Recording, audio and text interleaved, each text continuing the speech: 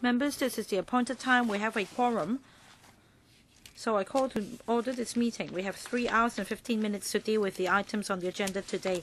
May I remind members that if you have direct or indirect pecuniary interest in relation to the agenda items today, please, in accordance with Rule 83A of the ROP, disclose the nature of the interest before you speak. And please also note the voting requirements where direct pecuniary interests are involved according to Rule 84 of the ROP. Next, moving on to the item 1, FCR 2018-19. Number 8, to recommend the creation of the following permanent posts in the Registration and Electoral Office with effect from the 1st of April 2018 or with immediate effect to strengthen the directorate structure and the permanent establishment of the REO. The ESC spent about 3 hours in examining the proposal. The FC also discussed on this item for 1 hour and 5 minutes. The administration also submitted a number of supplementary papers. And to answer today's question, we have Mr. Roy Tang, Permanent Secretary for Constitutional and Mainland Affairs. And please just pause, allow me to go on with the arrangements of the meeting. 11 members have spoken at the last meeting. We have Mr. Eddie Chu now on the waiting list. Yes, your question? Sorry, I arrived 10 seconds late, Chairman, and you already called this meeting to order. I have one point regarding this agenda. Previously, we discussed through you with the administration about prioritizing items. What is meant by controversial items? They should be pushed back, and for less controversial items, they should be advanced.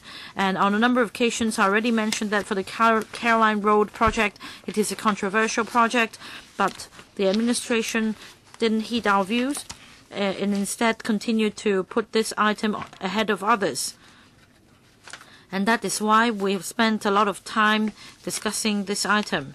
So can you just relay this message to the administration for the PWSC dealing with items not really controversial? Can you put those items first instead of being so combative?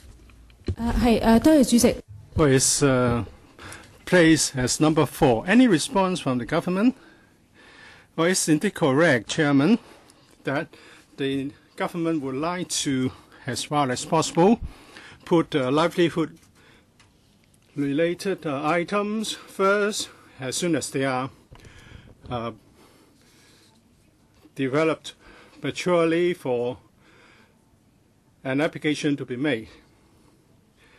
And we have seen an increase in the speed with which items are processed.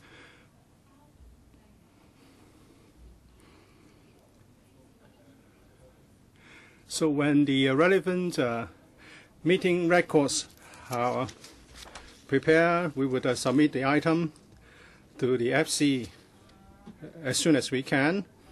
For the Caroline Hills roadside, well, we would like to submit it for consideration earlier. And like other items, it can be controversial, but we have prepared this agenda on the basis of doing what I've just mentioned. Members, well, it's not the House Committee meeting, so please maintain our fine tradition. Don't make any noise when you hear something that you don't like from other members. Dr. Kwok-Kai, we valued elections, especially elections held in a fair and open manner, but we have seen a deteriorating trend of election as expected of illegal and corrupt practices,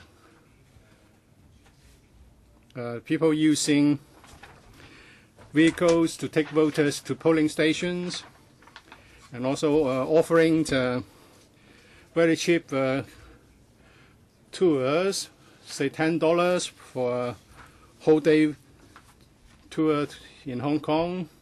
So we are concerned about how we can ensure clean elections. But that's not found in any of the government's papers. Is it because the government has turned a blind eye to the problems, or is it that this has got nothing to do with the REO? Well, one of the functions of the REO is to provide secretariat support to the EAC. And every time, a number of guidelines will be issued to regulate the electioneering, including measures that Dr. Kwok talked about, that is a measure to ensure fairness and transparency. Well, unless you deliberately turn a blind eye to such problems, it has happened with every election, offering transport to voters, asking voters to write down the number on the palm, and some are pushed on a bed to the polling station. It's just like some authoritarian states which would take advantage of elderly voters. I won't speculate who's behind this. I believe that they represent traditional forces, traditional powers, very likely for establishment and loyalists. We have elderly residents of elderly homes in the 80s and 80s who would go to a polling station saying that here number one, number two, and then they don't even know who number one candidate is. Has the REO done anything to tackle such disgraceful scandals? The REO has issued guidelines in respect of elderly residents of residential homes and their their participation in voting. And we have also liaised with the SWD, and we have already made it clear that the home should not try to influence these elderly voters. And if Dr. Kwok has evidence of the allegations he made, he should make a report, because if this is true, that's a violation of the law.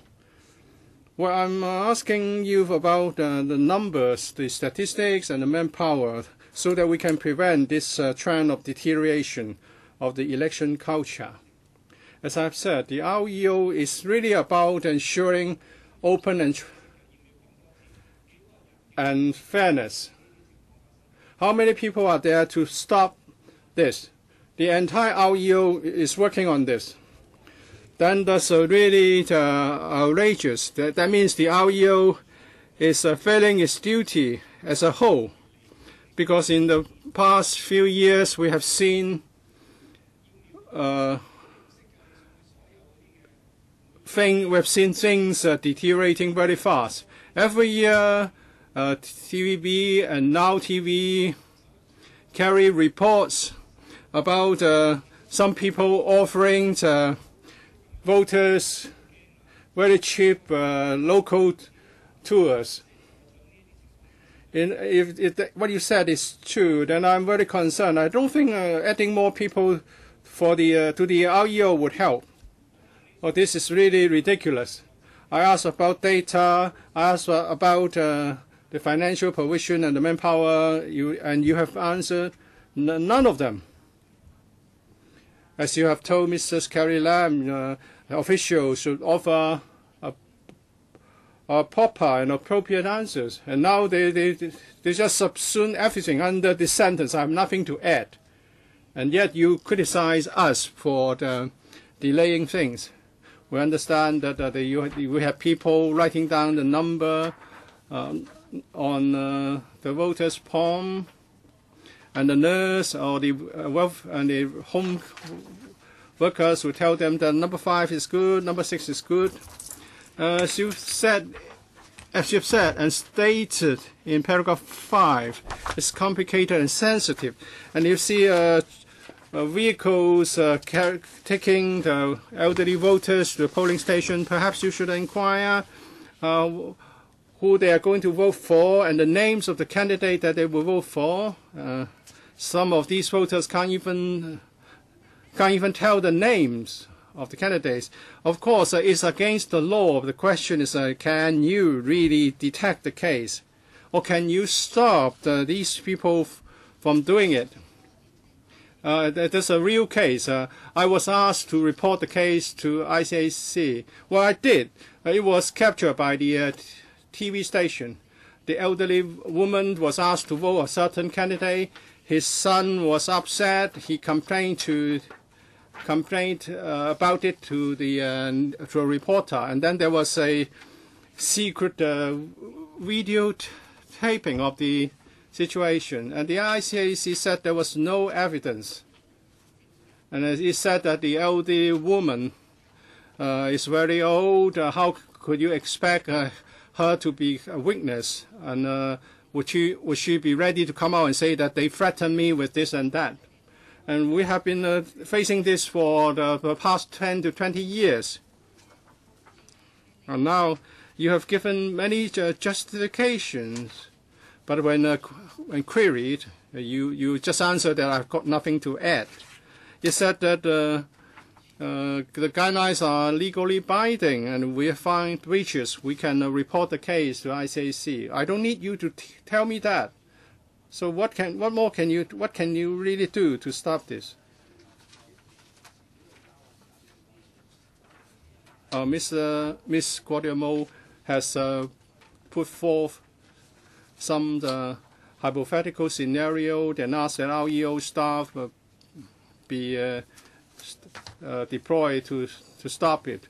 I have to stress that whatever the REO staff would do would have to be done with a legal basis, and the enforcement is done by the ICAC. Well, if the people working under the returning officer notice something unusual, for example, very clearly the voters, 50 or 60 elderly people, come in a vehicle, in a coach, and then there is someone reminding them to vote for number 3. It's clearly a problem, an issue.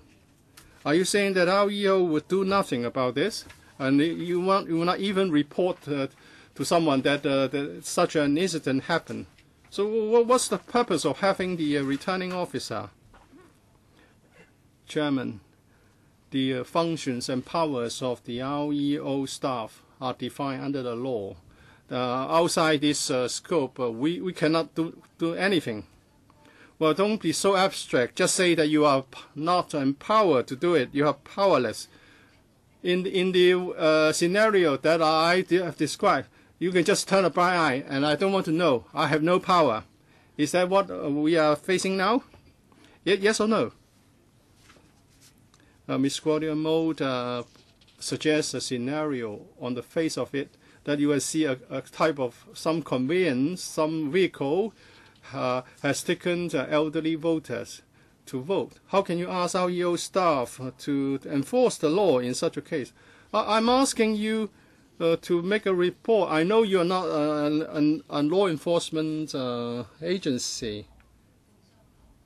What about reporting the case to the superior? I know the returning officer wouldn't be on the scene, but those people at the polling stations will not report such a case, as if nothing has happened. So what's the purpose of having them? Mr. Chen Hengban. Well, in the past, there were so-called cases of phantom voters, and then the media would give a lot of coverage to such cases. I've handled some cases personally. The so-called phantom voters reported to the authorities actually people who, due to different reasons, who would make reports for political reasons. And once we receive a report, everything will be submitted to the court. As a result, those elderly men and women would have to go to the court. 50 odd of them without any verification. Some were scared to tears, and a couple were on the mainland, and their family members told them about the court's summons, and then they had to rush back, and they got wet during the rain, and recently they passed away. According to the court, in that case, all those reported information, all the reported information was fake, and they have actually the persons concerned had reported the case of abuse of police time to the police. So, what's your attitude towards such abuse of this complaint system? There are people who would like to get some publicity by making false reports. Would you make them held responsible? At least you must have some reasonable suspicions to start with. And actually, the one who reported the case targeted his previous assistant. In the case just described, we have had some very comprehensive discussion at the Constitutional Affairs panel, and it was agreed that if someone said that a voter was not properly registered, the one who makes the report doesn't have to adduce any evidence. And we have amended the law, saying that the one who reports a case will have to show some evidence. Otherwise, the returning officer and the tribunal will not handle any reports not supported by any evidence. Well, according to the law, if someone knows that a person is a voter and still makes a false report, there is criminal liability. Oh, is it because that one who reported the case has now become a legislator? That's why you have taken no action? Well, we pay no attention. We do not make a distinction regarding the person's status. We would look at the case and investigate. And if another case like that happens, we would report it to the LEA. Well, if that person makes another complaint, would you follow up the complaint? We would follow up the complaint in accordance with the law. Mr. Andrew Wan, let's talk about past experience. I'm very glad about the very detailed answer from the REO staff, as Ms. Claudia Mao and Dr. Kwokake have asked. There are corrupt and illegal practice as seen in the past, but there were also cases which were ultimately criticized by the court. I can lodge a complaint myself involving 30 cases, and the judge said that I did my job as a citizen. And there was a case that some residents in a residential home were registered without their knowing it as voters. And the signature was just a cross. And of course, the registration was cancelled. But of course, that's the criminal liability of falsifying a registration form is another matter. And some pro-establishment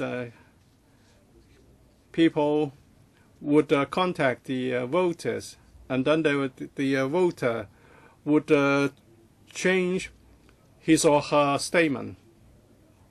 That is to say, after testifying in the court, and then someone talked to them, and that person would submit another affidavit to the court saying that I sign that as a clause, and then you would not follow up the case anymore.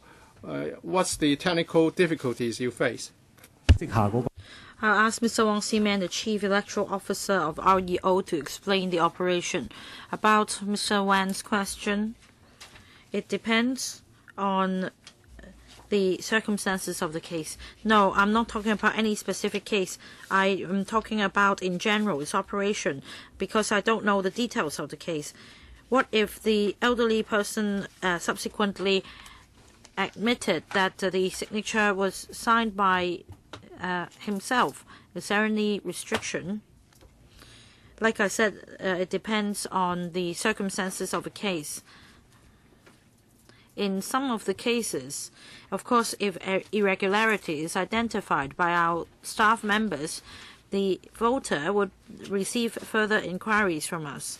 For example, if the voter puts a cross on the form, and if the voter then claims that the cross was put there, then further inquiries might not be fruitful. But if the voter then claims that somebody has put the signature on his behalf, or if the voter denies that the cross is put there by himself, then definitely the case will be referred to the LEA for follow-up.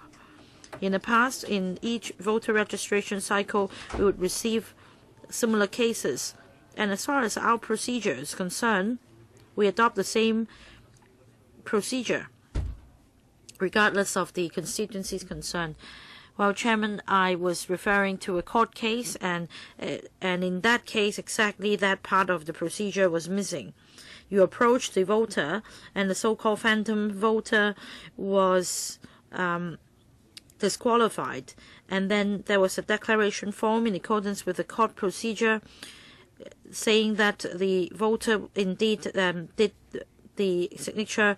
You did not follow the procedure you mentioned. Would you consider revising your procedure? I will go back and consider the case mentioned by Mr. Wen. I'm not going to comment on any individual case. But, Chairman, I'm not referring to any particular case. I'm talking about the procedure. The procedure is, like I said. Then I hope that he would look into this. All right, next, Mr. Eddie Chu. Thank you, Chairman. I think many colleagues are concerned about this new post of Chief Electoral Officer who could be making some political decisions and screening. The permanent secretary said that it is irrelevant because the purpose of the the post is to appoint a principal executive officer to take up this part of the work. And in answering Mr. Au Lok Him's letter, you mentioned about the responsibilities of this post, and I think it's quite political, and that is about the boundaries of constituencies. I'd like to ask a further question on the role of this post in boundaries of constituencies, and also liaising for venues for polling station. I want to know what these have to do with the Chief Electoral Officer. Well, let me briefly answer your question, and then we can defer to Mr. Wong to take your work. About the boundary setting of constituencies, of course, Mr. Wong would assist in this regard, but in fact, this is set out in the relevant ordinance. The REO does not have any liberty in over this matter. We need to, of course, consult the district office and district councils, and in fact, after this exercise, we still need to go through the public consultation process. So it's in the hands of the EAC.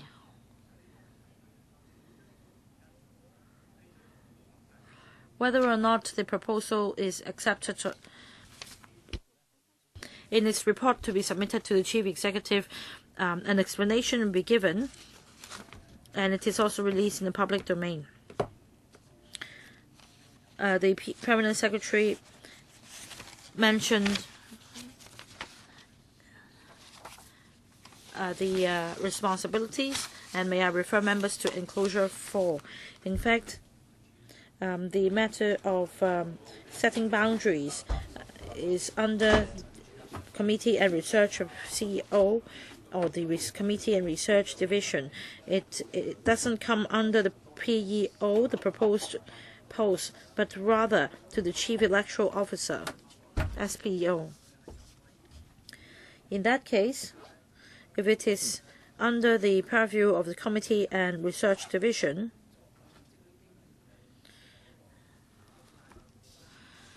is it the case that the experience of this post has nothing to do with setting constituency boundaries or looking for venues for polling stations? Mr. Zhu's understanding is correct, because this is not a factor that the EAC is to consider. A question for the PS. The REO has no liberty over this matter. I don't quite understand, because there are rules to follow.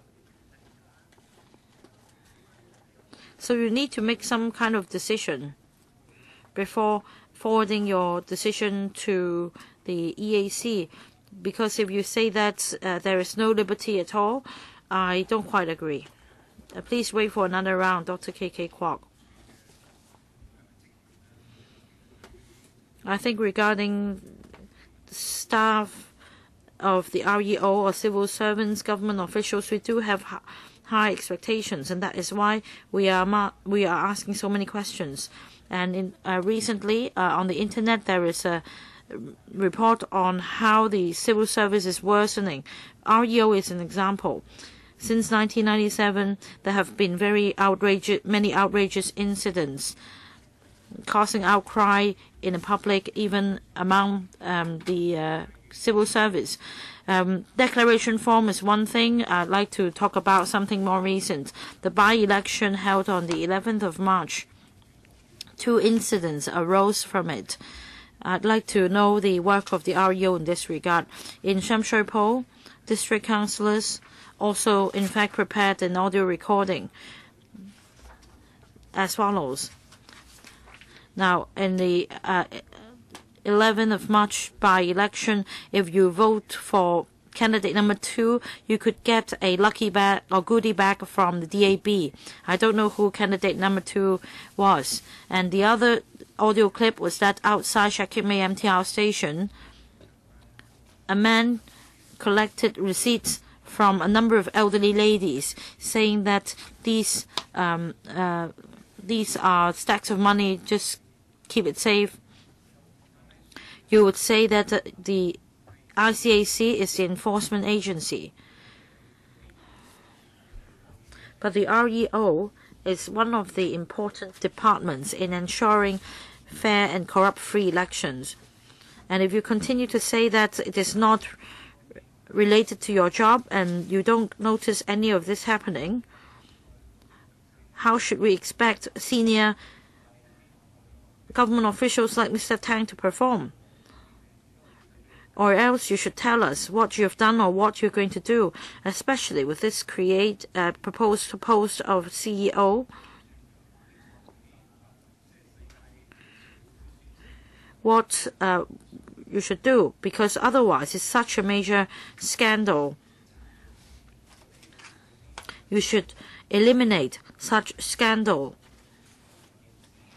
Second, can you tell us about the incident I mentioned? Was the electoral officer of the constituencies concerned aware of this? And if so, what follow-up action was taken? Chairman, I myself haven't read the information on the internet that Dr. Kwok referred to, but if what Dr. Kwok mentioned would ultimately lead to a suspicion over illegal and corrupt and illegal conduct in an election, I think the best way is to lodge a complaint with the relevant law enforcement agency, because as far as investigation is concerned, fairness is key. We must not only rely on online information. Was the electoral officer or returning officer concerned on that day aware of the incident? Because if you heard about the electorals debate yesterday, Hong Kong people nowadays have great doubts about the ICAC's operation, because the head of operations post remains vacant. Only acting appointments have been arranged, and the ICAC is not meeting public demands, unless you're suggesting that we have no responsibility over this matter. How can you be so outrageously irresponsible? Sorry, time's up. We're almost wrapping up the discussion of this item. If you're in the complex, come down and ask questions if you wish to. Mr. Ted Hui, this is a civil service post.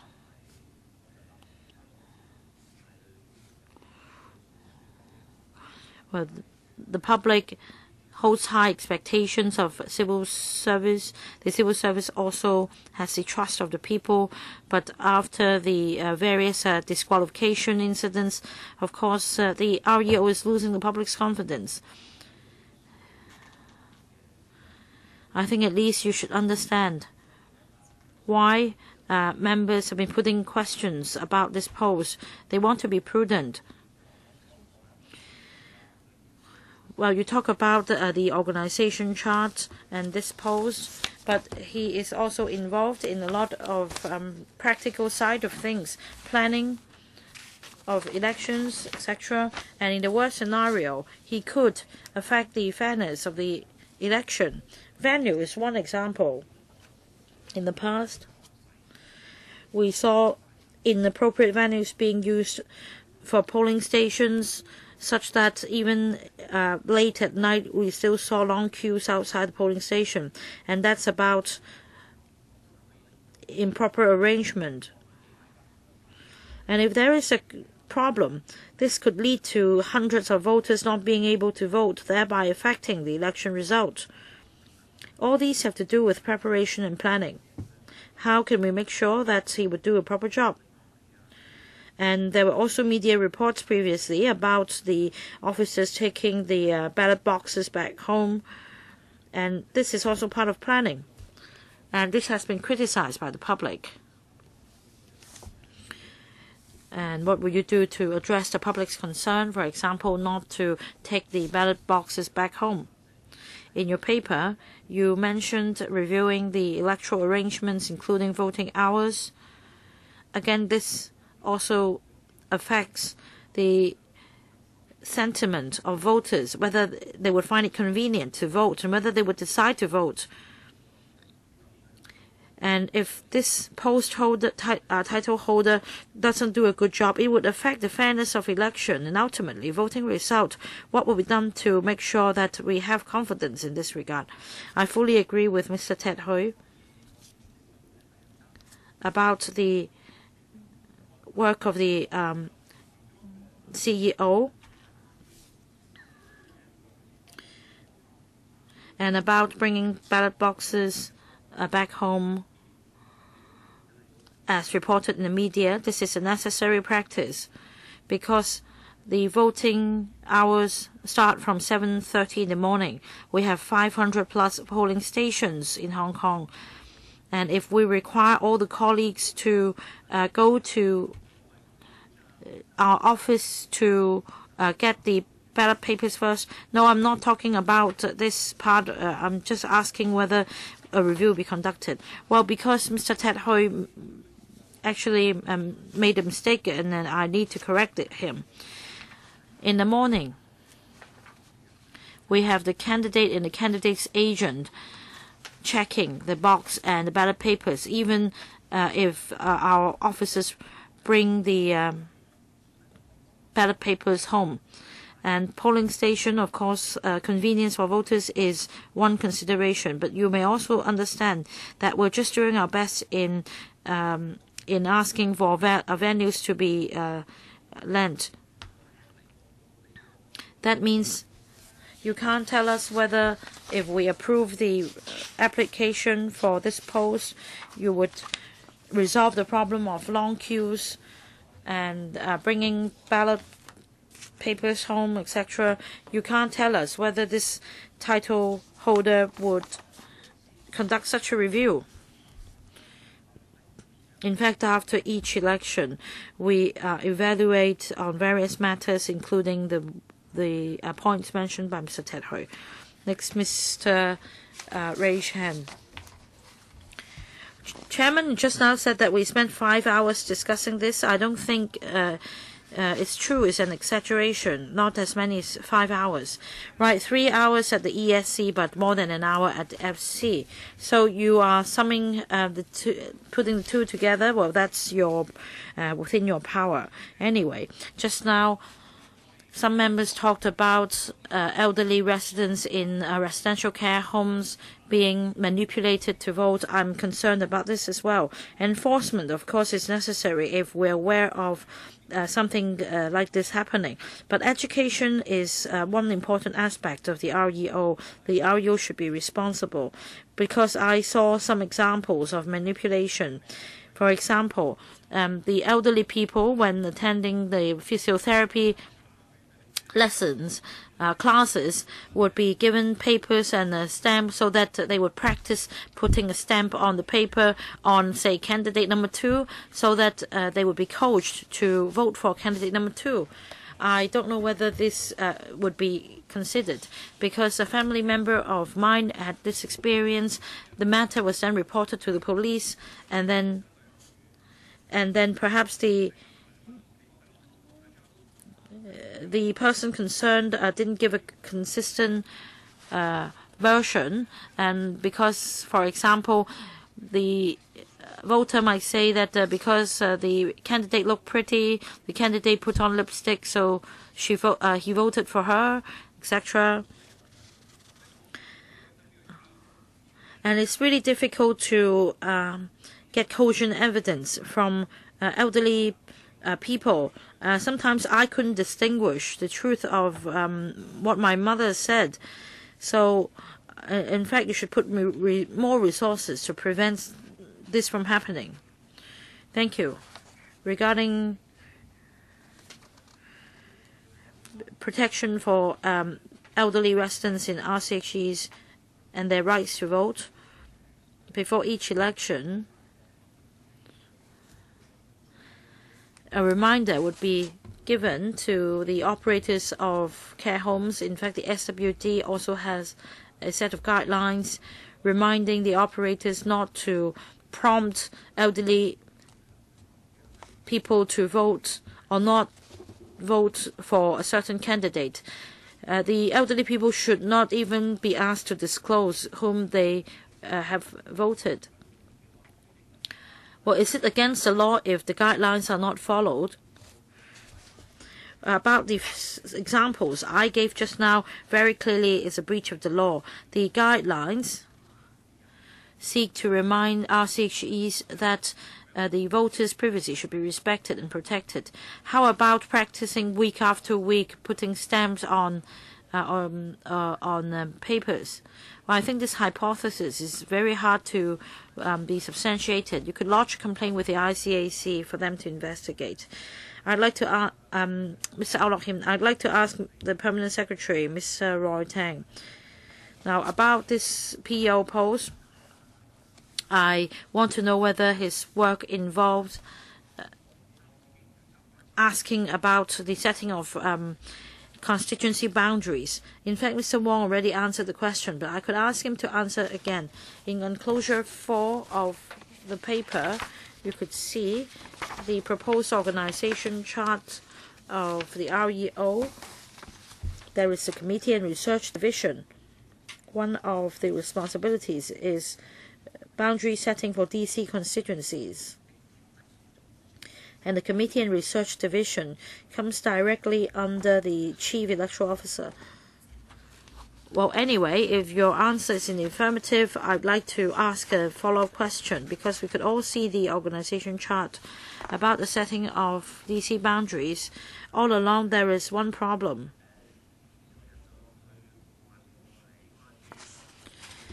I think a question was previously put to you about the DC boundary settings. There was an advisory session, but only a consultation session, but only 4 persons came.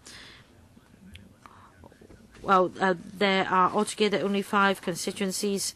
I mean, unless Mr. Tang, you would subsequently tell us that a new constituency called NT North will be created. That's something else. But regarding DC boundaries setting, I think members know the tricks, because at the moment we have some 400 constituencies. And according to my own statistics, we have 100 constituencies requiring boundary alignment. So that's 1/4, very easily an important factor affecting the election result. For an incumbent district councillor affected by the resetting of DC boundaries, he would be more susceptible to this important factor. But as far as the problem is concerned, we have the concept of completeness or integrity of the neighborhood, and that's another tricky point. In an MDA, we have say a number of large housing estates forming a neighborhood. So you may have, 3 housing estates forming a constituency, and then another 3 housing estates forming another constituency. And I think the consolidated view is this. For example, the district officers' view or the consultation sessions view, these views are consolidated. It's very hard to determine on what basis this kind of consolidation is made. I think, in fact, you could tell us how we can enhance the transparency and make it more transparent. Mr. Wong explained for the second time. We're applying for post today, but that has nothing to do. The post has nothing to do with the drawing of boundary. The commission itself needs to conduct public consultation.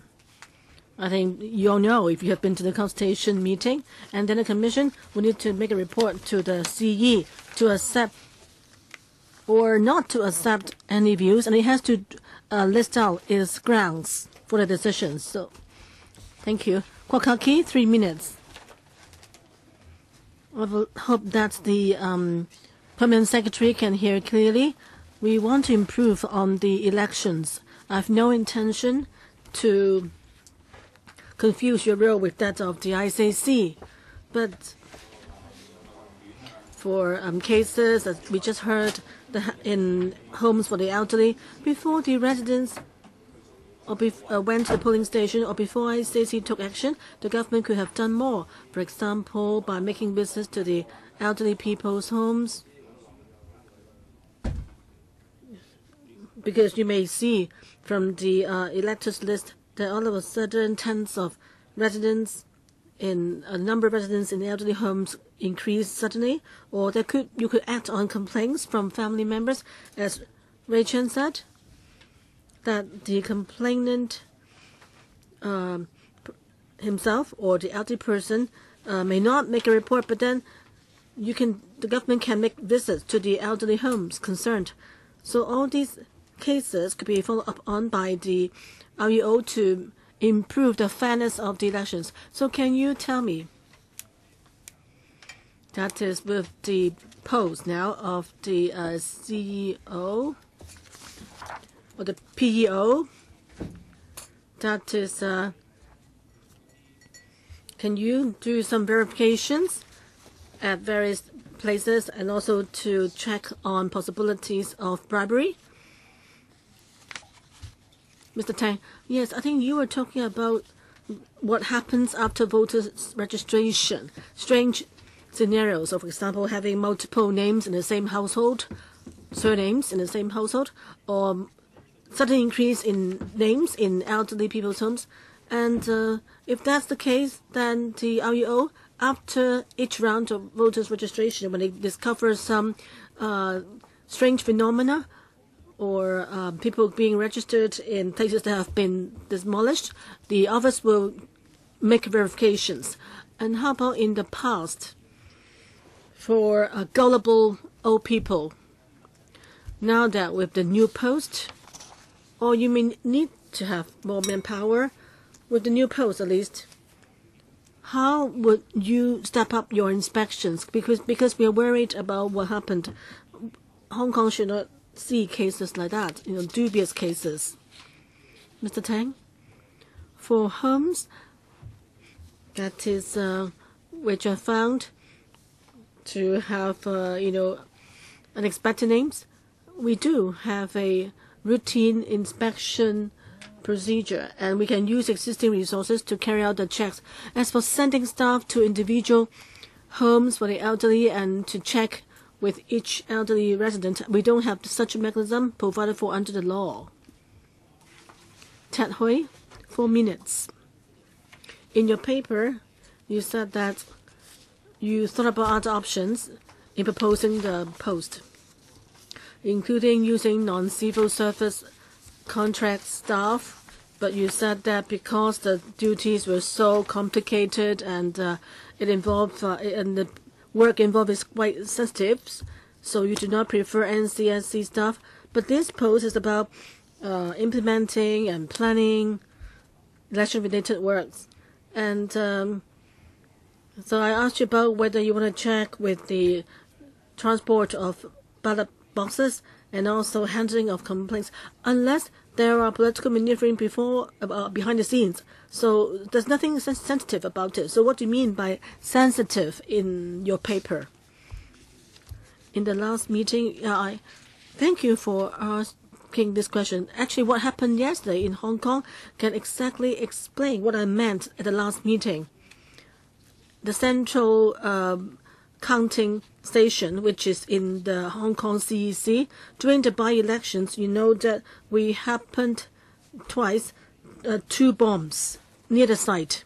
And the REO, in order to avoid on the vote counting day that a bomb is discovered, we have a plan such that once the ballot boxes are open, we can steal them and have them transported to our backup counting station. And this involves, of course, serious security concerns. Therefore, the police force is in close contact with us in such a scenario, and that's what I meant by security. I tried to explain it briefly last time, and I give you more details today.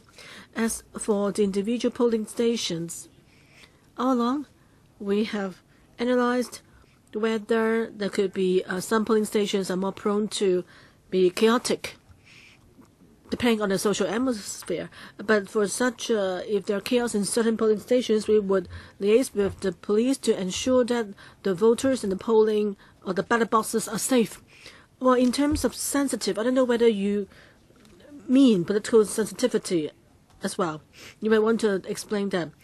But for this post, should the person holding the post be expected to deal with documents signed by candidates, including the document, the confirmation document, the drafting, the wording, the phrasing of the documents? Would the person holding this post handle that? Permanent Secretary, the confirmation document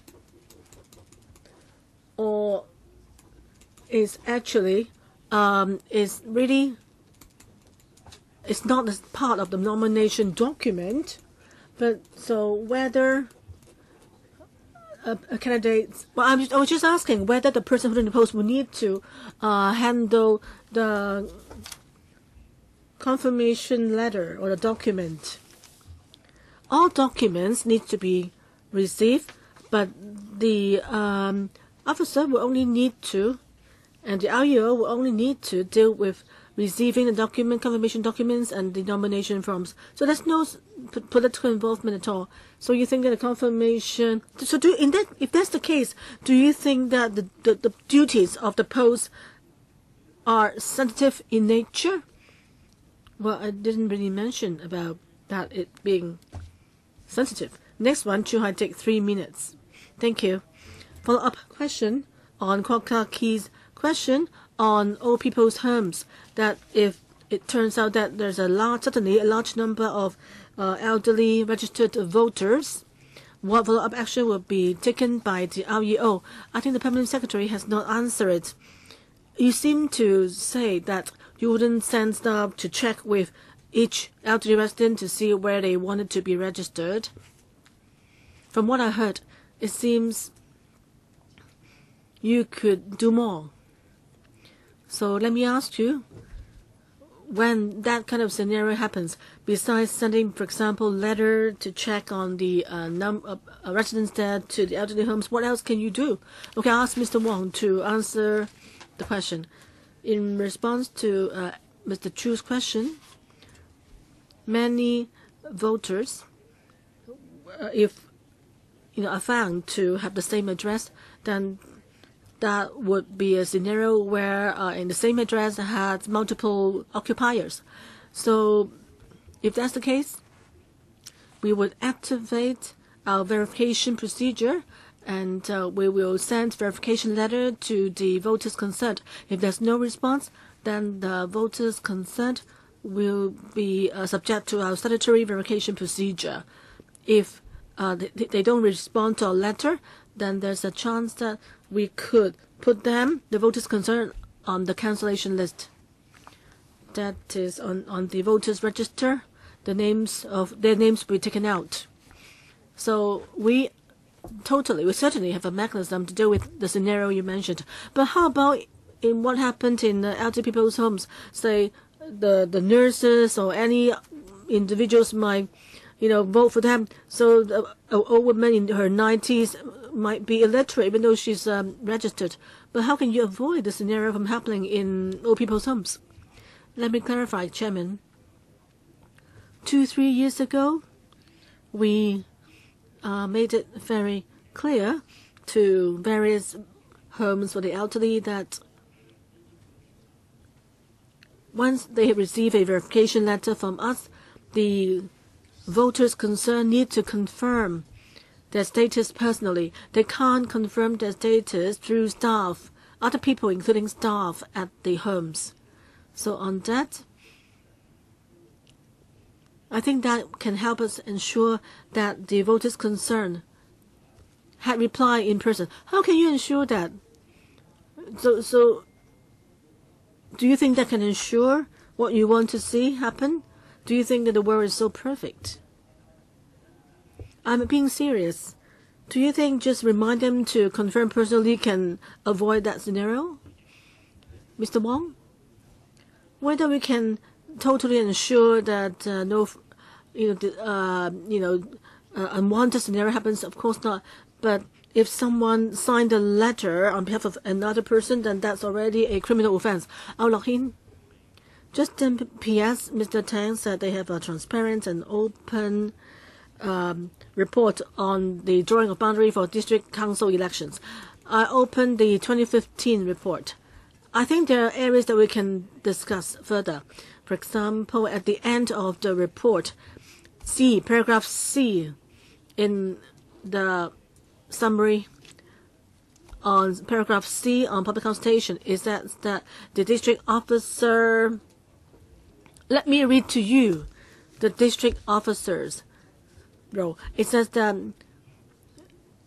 they will pay considerations to the characteristics of a particular constituency, geographical constituency. Because of that, and also the consideration that the district officer is familiar with the environment and characteristics of a particular district, the Commission will invite them to provide factual information.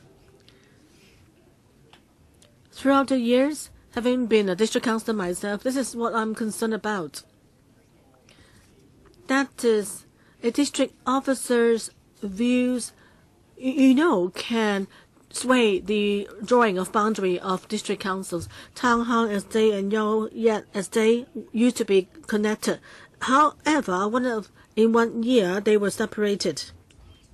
So whether you cut off an area from a bigger district, well, you may say that it's because of the increase or decrease in population or a basket of factors, but there's also a chance that it's because of the district officer who affected the decision.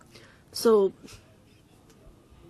people might criticize that if the district officer could be biased towards a particular side, or the district officer might have made a decision that differs from that made by his predecessor. So if this current post concerned, I think the government needs to think carefully whether the report on the drawing of boundaries for constituency, whether the report is consistent. Various reports are consistent, rather than one cycle adopts this mode and another cycle adopts another or another view. So this is what worries me about the system now. Ideally, our constituency for district council should not be made small because Hong Kong is such a mobile city. We should expand the representation of each constituency so as to ensure the fairness of the election. P.S. I think what you just talked about seems to be unrelated to the topic today, but anyway, let me clarify. District officer, whether they decide on the boundaries of electoral districts, I need to clarify that the district officer are only asked by the External Electoral Affairs Commission to submit opinions. Yeah, it's up to the Electoral Affairs Commission to make the decision, final decision. So now, if there are no more questions, I will put this paper to the vote. Please ring the bell for 5 minutes. We want to claim a division.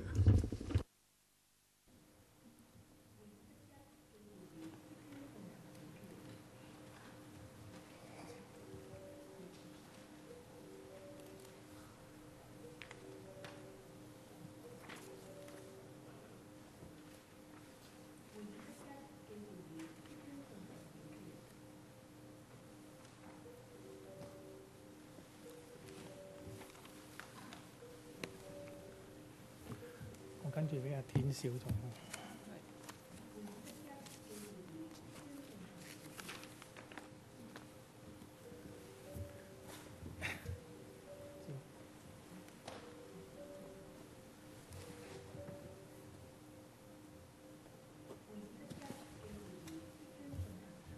田少都冇信心，叫我做埋啲好醜。呢個，因為佢係佢。最驚佢自己會容許人哋講太多而呢份嘅其實我就因為要走，所以我更加唔會接佢哋，因為費事話我為咗自己要走嘅，所以引咗其實好多都易俾佢份根本。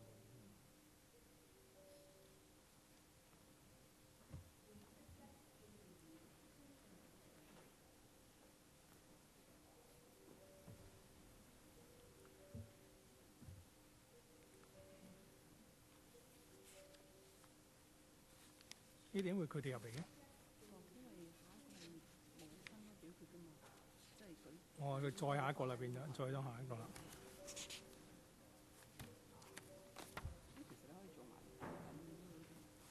冇啦，我太太喺度等緊我啦。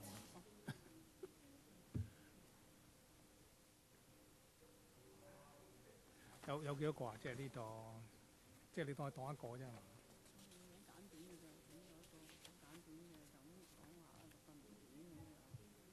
呢一次過錄晒，6個做晒㗎喎。除非佢哋話要拆㗎咋，但係我哋就揾唔到佢哋有呢個線。呢個咧就係如果要詳盡咧就講咁多嘅，但係唔好搞啊！搞下板啫，佢知㗎啦。呢啲哦。不過佢會落嚟投票啊嘛，佢會即刻接嘅。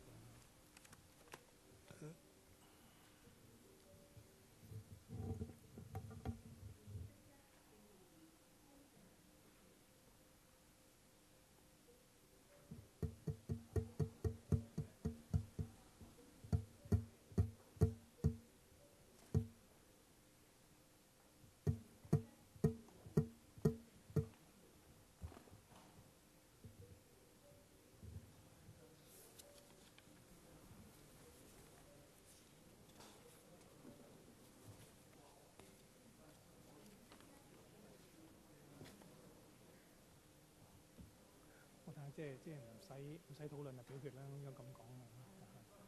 我提一提佢哋留喺度。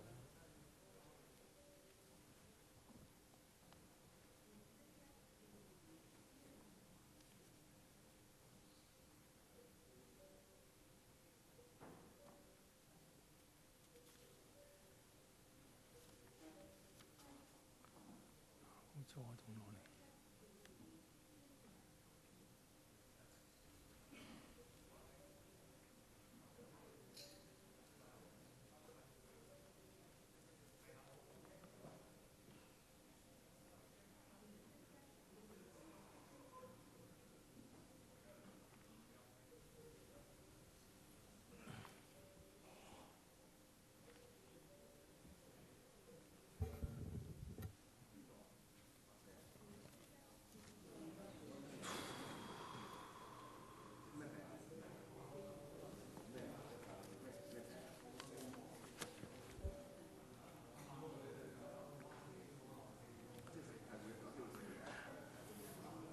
我提一提大家咧，我哋即將表決咧就係咪支。Members, we are going to vote on the item in relation to the creation of a post of PEO in the REO. After we have voted on this one, please stay because we have another 6 items which can be voted on immediately.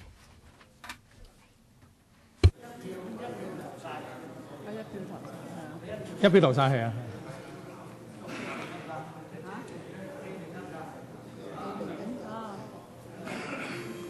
好啦，現在開始表決。Please vote.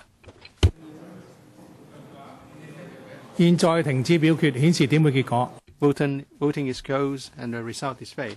23 for 14 against, no abstention. I think the item is endorsed. Mr. Michael Tin, please come on to the stage because I have some other business to attend to, and Mr. Tin will be chairing the meeting on my behalf.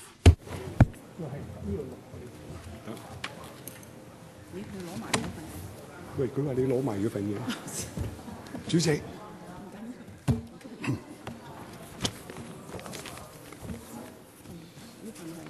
係啦，一樣啫。我呢度咧，俾佢哋幾個人講嘢，但係都冇人講嘢。你話跟翻之前啊，主席，其實係你。好啦，我哋而家跟住咧第二個項目 Item 2, FCR 2018-1910. Members are invited to endorse the proposals of in PWSC 2017-18, 35, 36, and 37, as well as items 1, 2, 3 in 20 PWSC 2018-19. Altogether 6 papers, and it's about the upgrading of the projects concerned to Category A. No one has requested that the items be voted separately. So anyone who would like to speak on this one? We don't have any officials here. You just want to claim a division, okay? Okay. The bell will ring for 5 minutes. 呢堆嘢。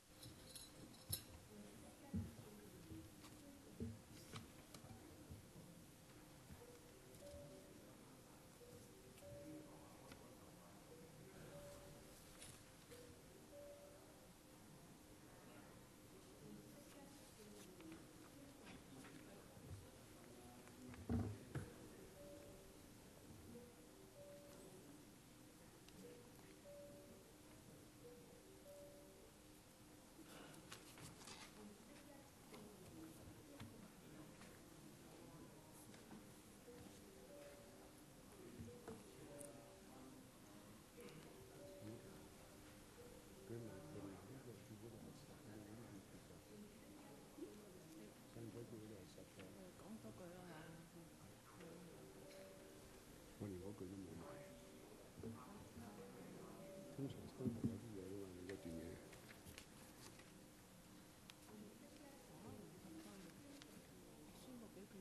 即係有呢段嘢嘅，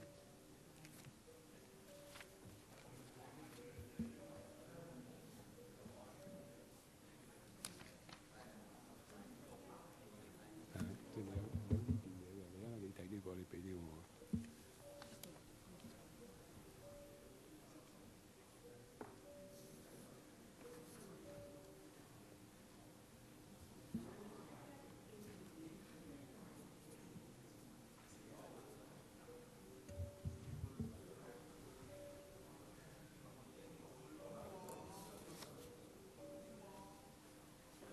佢而家呢啲邊個係邊一個 sitting dash 嚟㗎？佢都冇講嗰啲 item 嘅。有啊，佢叫 item three。item three 就下一個。咁即係呢張紙 good for 好耐喎。係啊，呢個 good for 邊叫 item 咧？呢張嘢。呢個就係下一個咯，即係嗰個咩 item three。雲端試討論嘅電子化嘅，用電腦化嘅。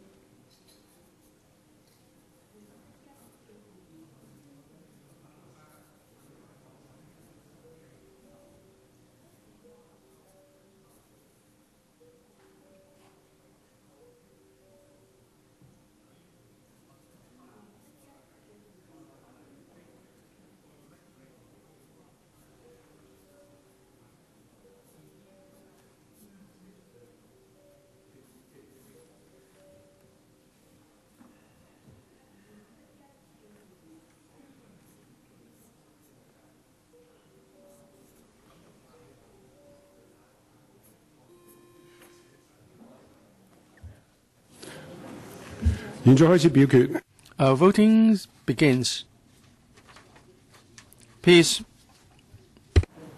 贊成、反對、棄權嘅按鈕。Please press one of the buttons for, against, or abstain. Before I announce results, please verify your votes. 現在停止表決。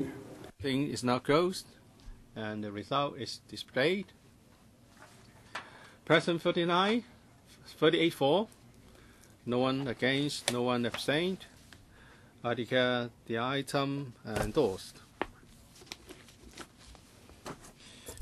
而家進入第三個。All right, item number 3 now. FCR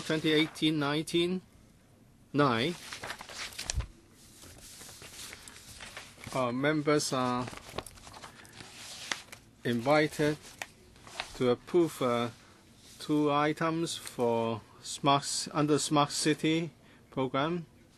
That is a commitment of $112 million for implementing a one-stop online system for the provision of electronic identity, and a commitment of $533.303 million for implementing the next generation government cloud infrastructure and big data analytics platform to support agile delivery of e-government services. On the 12th of March 2018, the INT bureaus consulted the IT and broadcasting panel, and we have Secretary for INT, Mr. Nicholas Young and his team.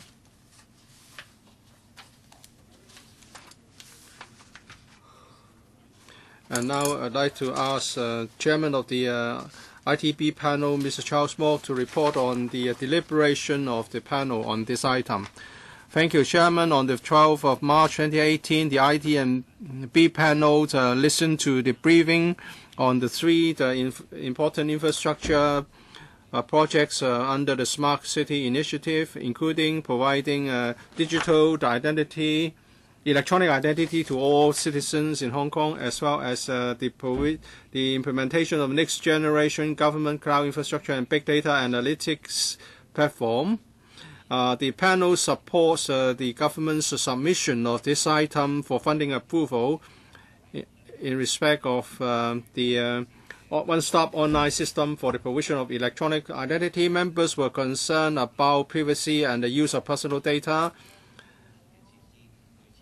and proposals was made about encouraging private organizations to make use of electronic data in developing various applications.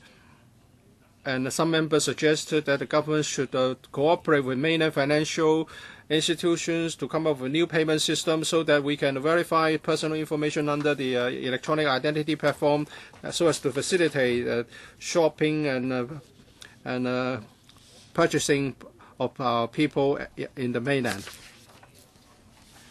All right, let's start. Mr. Charles Moore, whether we are talking about the smart city projects, these are important infrastructure projects. When it comes to EID, that is electronic identity, of course we may have some concerns about security. But if we understand the technical applications, we will know that this is safer than other means, such as the accessing government service through the mobile phone platforms. Sometimes we may forget the passwords, or password may be leaked, and for important information such as biometric data, the information will be stored in one's personal device. If I understand the platform correctly, it's better than having all the data stored by the government, and sometimes they may lose the data of our people. As for the cloud infrastructure and a big data analytics platform, it can support better delivery of e-government services, but that will only happen in the future. As for the cloud infrastructure, very often the government will use some proprietary design, and upgrading is not easy. Now I know that now the government will go for a hybrid cloud structure, so that the system can be updated more frequently, and we won't have a system which is outdated in just a couple of years. And I'm very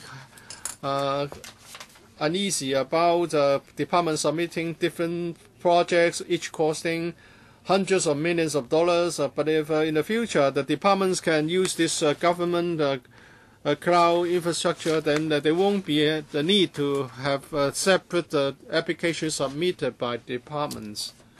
But this is just about 200 million, and those separate departmental applications will each cost precisely about the same. And you want to use the system for 10 years, and now it's set 15 years. But the system will be outdated in a number of years, in 2 or 3 years. But if it's a cloud structure, then it can be updated behind the scene. You don't need to upgrade the system. Can the government promise us that this can be a money saver, and also the departments will keep using updated technology, instead of having a system that is meant to be used for 10 years and very soon is outdated? Secretary, I would like to first of all respond to questions on EID. It's a new technology. For example, Estonia, Denmark, and Singapore are going to implement their own EID system. the security is better than previous platforms. And we have also made reference to the privacy personal data ordinance. We are concerned about the privacy issues. But I would say that under the EID platform, it's just a key. There is no personal data store. And we also implement the latest security measures to make sure that EID information will be secure, because we can achieve a better level of security using the latest technology. And the authorization is based on biometrics, so it's even more secure. It's not using something like a password and also user's name. The EID system is at the moment the most secure system that we can have, and in the future it can even do better. On the cloud platform, one of the upgrading the reason for upgrading is the capacity, because we are handling more and more data. If it's not a cloud-based system, then you have to assume a certain capacity. But in 5 or 10 years, after you have reached the maximum capacity, you cannot upgrade this. But now cloud technology is scalable. You can use the capacity you need, and if need be, the cloud platform can give you more resources. So depending on your need at the time, you can increase the capacity very quickly and carry out the operations that you need. This is a cost saving, because you don't need to go for a big capacity at the outset. And secondly, when you need to increase the capacity, you can do it right away. I'll see if the director, if the GCIO has got anything to add. We're also going to implement a cloud management system, so that a hybrid cloud will be compatible.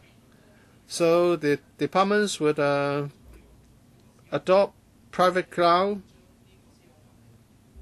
or move the private cloud to the public cloud system if necessary. So departments can use cloud technology, more flexibility, and it's also scalable to ensure the economies of scale. Mr. Chen Chunying. Thank you, Chairman. At the ITB panel, I made a stance, and I remained its stance. I really support the government's one-stop online system and cloud infrastructure. But I have questions for the government. In paragraph 6 of the paper, it is said that the government's long-term objective is to make it mandatory for all government departments and public organizations to support the use of EID with a view to developing more convenient and innovative e-government services. How long is the long-term goal? Is it 5, 8, or 10 years? That's the first question I'd like to ask. I'd like to have a timetable. Second question. In the March ITB panel meeting, I asked the same question, but there wasn't enough time. The government did not answer my question. I see that for non-recurrent estimates is for the EID is $112 million. For the purchase of hardware, I notice there is nothing on publicity and education. For EID, I think the public needs a deeper understanding. The implications. What about publicity budget? The question I asked was whether another funding application would be made when the time was right, or whether the government had not thought about it at all. And also in paragraph 17 of the government's paper, after setting up the new generation cloud platform, all policy bureaus and departments would be able to share the data. But I also understand that some departments, such as the ICAC, would keep its own data system. Does it mean that after setting up GovCloud, some organizations would still be able to operate its own cloud independently? And about cost-benefit analysis, I'd like to ask some questions, because it seems that it is based not on money of the day prices, but on the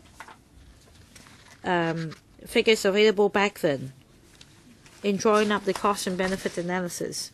Thank you, Mr. Chen, for your questions. I'll reply to part of Mr. Chan's question, and I will defer to the GCIO to take other parts of your question. If you refer to page 7 of our paper about the non-recurrent expenditure for EID, item C, paragraph 20, about system implementation services, we make provision. As to whether the provision is sufficient at this moment, we can't say for 100% sure. If we need more resources, we will utilize the existing block funding, or we'll come back to LegCo for additional funding. I just want to point out that in terms of support, we hope that in 5 years, all government departments could support the EID. Whether or not EID could actually be used is a key. And just now, Mr. Chan is right. Publicity is key. Of course, we need to step up our work in this regard. If EID could really be used, it can better protect the public's privacy, and it would be convenient for the public to perform a lot of operations on their mobile phones, so it's an incentive. At the moment, for government e-services, we understand that several million accounts have been opened. That's a good start. After setting up this platform, we will come up with a more detailed plan on how this should be promoted. As for the GovCloud platform, whether some government departments would continue to operate its own cloud platform, that is the benefit of a private cloud. Because if you have a private cloud set up, it can be used by a single department independently.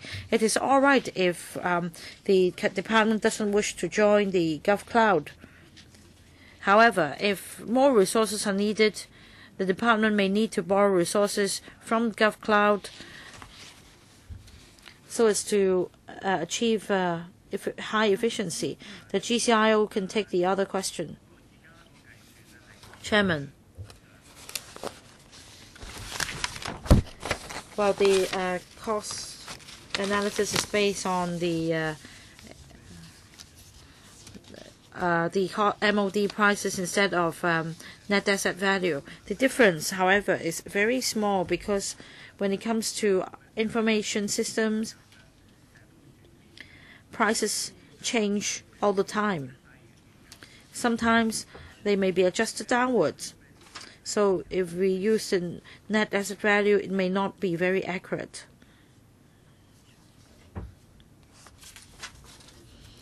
Mr. Chan, I'd like to supplement. Well, in, say, papers on public works, it's expressed in MOD. But this is expressed at the price at the time of estimation. I think there should be a standardized approach. I think MPD is a better approach. Dr. Elizabeth Quat. Thank you, Chairman. I always advocate EID's implementation as soon as possible, because it is a key infrastructure for members of the public to have digital identity in a smart city. And other service providers, online service providers, are keenly looking forward to the provision of EID. So the DAB supports it as well. GovCloud and Big Data Analytics platform is the necessary infrastructure for the government. I, of course, support it, but I'd like to have some information. First of all, members of the public are concerned whether it will be difficult to register for an EID. Can you explain further to us? Because the paper suggests that one could just make the registration with a phone. And would it be easy to use? Is there any thought for other government departments to use it as well? Like other members mentioned, you should think harder on how to promote wider usage among government departments. And GovCloud is not something new. In the past, we had government clouds, but only very few government departments use the GovCloud of the existing generation. For the next generation GovCloud, how many government departments will be using it? How fast would they join?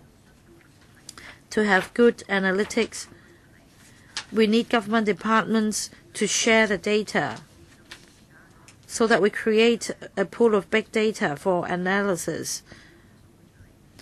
Are there any ways to make sure that these departments would provide data for shared use? I understand, for example, the Development Bureau does have a contingency cooperation platform, but it is not used by the police or the fire services department. Will this platform be uploaded onto GovCloud so that it can be used by other departments? Thank you, Chairman. Thank you, Dr. Quad, for her question. I will answer part of her question and then I'll defer the technical part to the GCIO. As mentioned by Mr. Chen just now, for government departments, as we explained, we need to make sure that the EID could support all the e-government services that we're currently providing. Once this is achieved, we will start promoting the service, which means that other government departments, as well as the public, would feel that it is more convenient to use their mobile phones to use the service. On how we can incentivize government departments to share the data in the big data analytics platform, this is of course what we need to do, but the incentive is actually this. As data grows, if we make use of the conventional approach, it may reach capacity in a few years' time. So if we build a new platform, then the capacity can be increased flexibly. And like Mr. Mok said, it will be easier to upgrade the system in the future. This will be the incentive for other government departments. As for risk management, if we take an integrated approach in using public cloud services, we'll be better able to control risks. And this is also another incentive. I'll defer to the GCIO to take other questions about the registration procedure. According to our assessment, a lot of functions can be performed on the mobile phone. For example, using the phone's camera function and biometrics certification, we can make use of the functions of the mobile phone to as part of the procedures for registration, so that we don't need to set up a particular location for registration. The majority of the registration procedure should be performed on the phone. As for the departments which could be using our next generation GovCloud, some 40-50 government departments involving several hundred projects could make use of the next generation GovCloud, far exceeding the existing government departments who have joined the GovCloud at the moment. But will they use it? We have discussed with them. This is not just a potential, they actually will be using it. As for big data analytics platform, this will also be put on the internal government cloud platform so that various government departments could make use of the big data analytics platform at the same time. We've approached them, and in fact 25 projects will be using this platform once it is set up. Sorry, I can't hear you. Does it mean that the data can be shared? Yes. The objective of Big Data Analytics Platform is for real-time sharing of data by different government departments. You talked about the cloud platform. Do we need to have another funding approval for software to be or the system to be set up? It's all included in the $500 million. Dr. Cheng Chung-Tai, I'd like to ask about the Big Data Analytics Platform. I want to know the scope of personal data involved. For example, will a member of the public be able to apply for a no conviction record, marriage record, and immigration clearance record, so on and so forth? Because these are issues really close to the heart of the public. They are concerned. They don't trust the government's platform simply being set up for the purpose of exchange of information. Some members of the public might think that it is a platform for surveillance, something akin to the mainland's good credit platform to monitor, say, a member of the public crossing the road. So can you tell us the scope of access of personal information, and more specifically,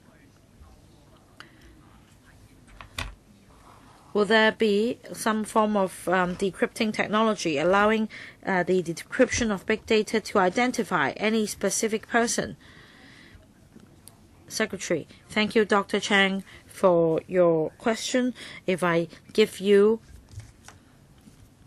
big data relating to your own self, you won't be able to read anything about yourself because it is encrypted in a 256 byte manner. And I can tell you that for the EID, the same applies. Even after getting the EID, it means information can be shared, but it doesn't mean EID can pinpoint any person's specific identity. So that means with the EID, one could get the personal particulars that I mentioned. And let's say if you have a supercomputer, you can find out who that person is. That's why I like to ask about the scope of access of personal data by the big data platform. Of course, I understand big data provides basis for analyzing certain situations, but I want to know whether, on the other hand, you can find out the identity of a specific person. Secretary, I understand your concern. That is why when we allow bidding for the setting up of the system, everything is in accordance with the PDPO in Hong Kong. If there is a suspected case of invasion of a person's data privacy, we will of course ask the Privacy Commissioner for advice. As to whether we can guess who a person is using big data, the purpose of the big data analytics isn't to find out the identity of a particular person, but rather to perform big data analysis on the basis of protecting personal data privacy. The data comes in the form of a consolidated pool of data.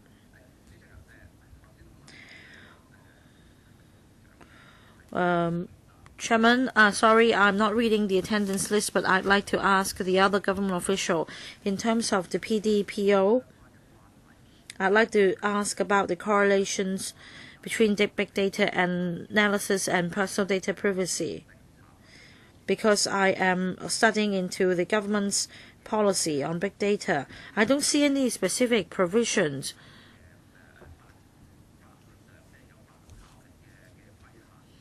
or anything legally binding that confines the use and the actual operation of big data. Even if you have the personal data privacy declaration on your website, even if you've incorporated that in your policy, this will be the end of the matter. I think at the time of designing the platform, you should discuss with the Privacy Commissioner whether you should stay away from a certain area of personal data privacy in order to not to break the law. Would you consider that? Secretary, in fact, I've just answered this question. It is an ongoing exercise. We do discuss with the Privacy Commissioner. We already have the piece of legislation. It is up to individual departments to decide how data should be used.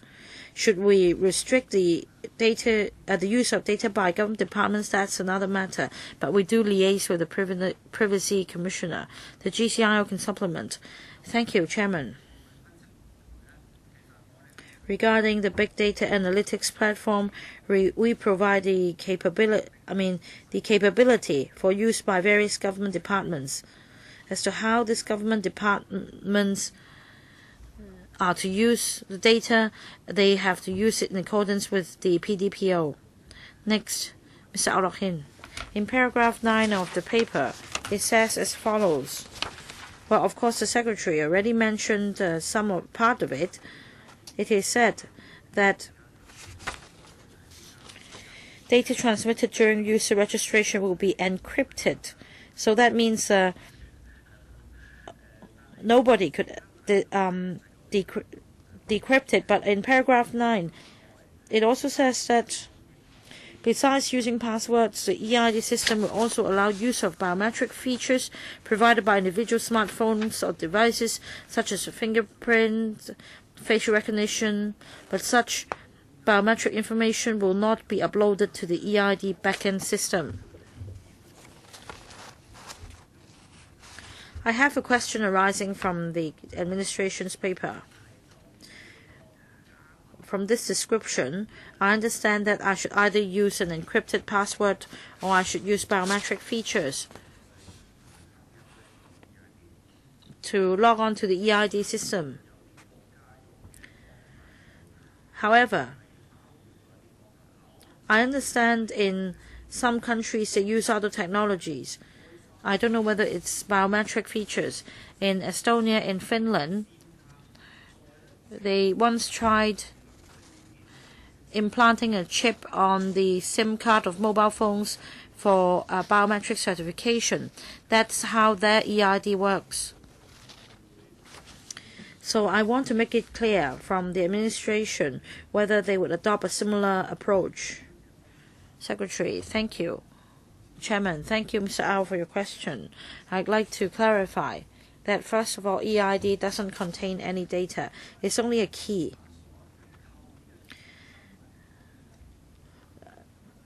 You need biometric certification to use the key.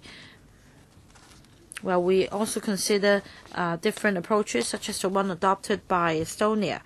But we don't rely on one biometric feature. There should be at least 2 biometric features. Because we have fingerprint as a form of biometric certification, the vein in your finger, and also, what is it called?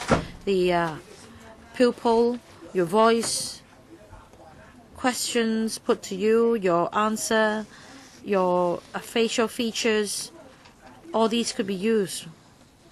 Technology is advancing. 3 or 5 years ago, facial recognition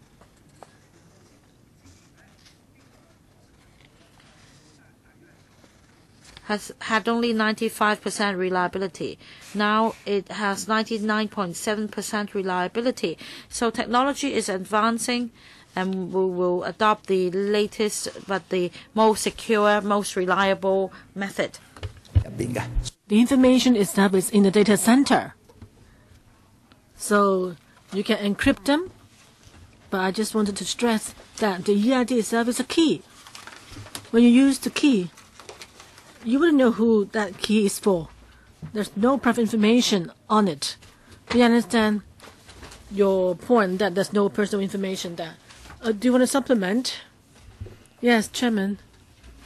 Just then, he was asked about information collected when the user registers. So when the user registers, you need to input some information. At the time of registering, the information provided will be encrypted.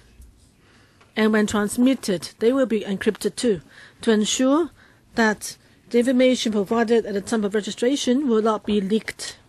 And the Secretary mentioned after the EID is set up, there's no need to keep those information anymore. Well, I have a follow-up question. Technology always advances, but there are always risks. So the SIM card implanted with special chips, the example I just quoted, well, I quoted it because in last November, experts found that in the ID cards in Estonia, there was a flaw in the chips. The unscrupulous individuals could take advantage of the leak information to falsify ID cards. I know that the Secretary has kept stressing that our security level is very high, but there are always risks. So have you assessed, the level of risk? Well, unless you want to say it's zero, but I think you can't really say zero. But what if the system is hacked? What contingency measure does the government have? Secretary, will the case in Estonia be repeated in Hong Kong? I'll ask the CIO to answer. Well, we've looked at the experiences worldwide, and we also will adopt various means to ensure security.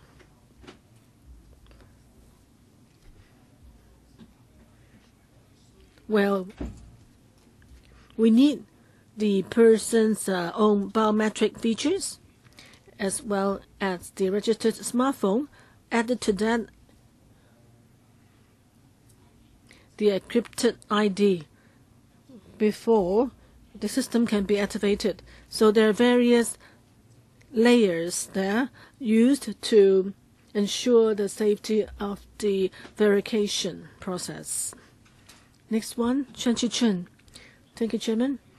Well, we're going to approve funding today to set up the EID system, and many people have expressed their worries and concern. So I'd like to get a reply or clarification from the government. Well, the major principle here is that the EID would provide convenience for the public using government services, and the public are free to choose what to use. It can reject not using it or reject the provision of the system. So can you confirm that even if you're providing EID, if a member of the public prefers the traditional mode in filling out forms, submitting forms, counters and so forth, they can still do that, right? That the traditional mode will not be erased, right? And the public is also concerned about biometric features, whether it's facial recognition or fingerprints. Now you're saying that you would let the public use services through the verification, but would it happen that in some cases when we feel that they are being fooled, like after fingerprinting identification in smartphones, the police can press your fingers on a smartphone to unlock it? If you were asked, if you had to tell them your password, then at least the police may not have as much power in unlocking your phone. But if their fingerprints features, then they could press your finger to a phone to unlock it. Well, we've heard of other identification means. For example, two wanted criminals who went to a concert at a stadium, and because of the facial recognition or identification features, their faces were scanned, the criminals' faces were scanned and ended up being caught. So what I want to tell you is, well, Secretary, you said that the EID system that we're talking about will not involve scanning people's faces with a machine. If that's the case, please let us know. And technically, is it feasible, now that you have the data, could it be possible that for security reason, can you use EID? Just for example, ask you to press your finger at the scanner to unload your personal records. Is that possible? Let me emphasize that we've been asked the same questions. Firstly, the public definitely will have the freedom to choose to opt in or opt out.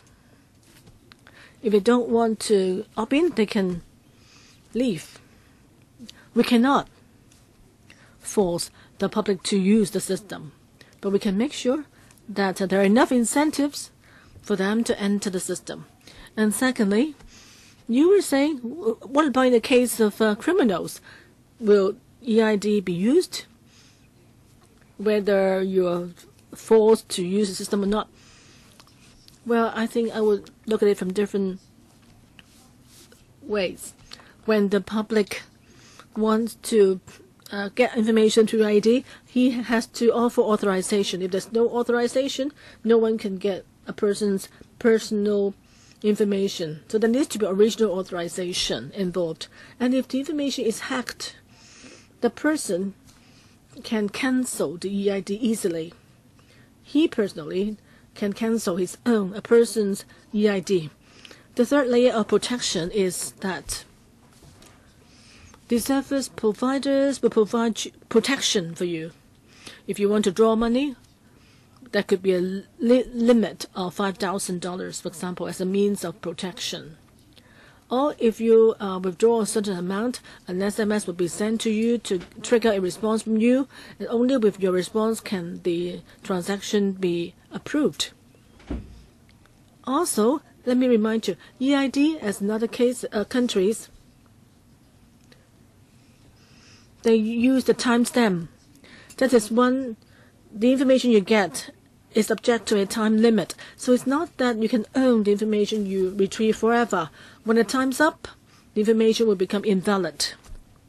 So this is what is possible with the EID technology. Okay, my last question was, Chairman, for security reasons in the future, will EID be used? Let's not talk about the privacy law now. Technically speaking, can EID be used to collect the owner's information? Well, if you haven't committed any offense, you have the right not to authorize. But if you have committed a crime, that's another issue. So it really depends on the case. Maybe it's something for the Security Bureau to answer. Next one, Roy Kwong. I feel like this is something distant, but in fact it's not EID. Well, should it be launched? The public would have it. And just 10 members mentioned the case in Estonia where people had to stop using the ID card for 2 days because of lack of contingency arrangement. So the question is, I was hearing from the administration that biometric features are very reliable, but technology changes. So, Secretary, say for example, if there are international hackers who attack Hong Kong and stole information or data from us based on Hong Kong criminal computer security record, 2 years ago we lost to the tune of $2.3 billion. So, Secretary, in the matter of EID, would hackers pose a threat? Well, it's a technical issue, but I'll try to answer it. We were saying that we are using various biometric features for recognition. So they provide various layers of protection. So the security level is also enhanced as a result. As for the technology itself, in the case of Estonia, they decided to rely on the chip as the hardware for EID. When things happen to the hardware, problem occurred. But what we're doing is we hope that the hardware itself will not be a chip, but rather it will be in the form of a smartphone. Therefore, the vulnerability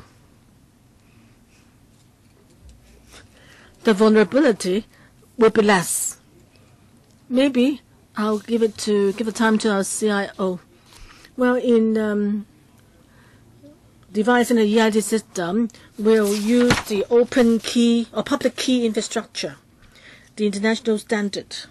This is an international safety standard as a backbone for the or support for the system, and this is an internationally recognized standard.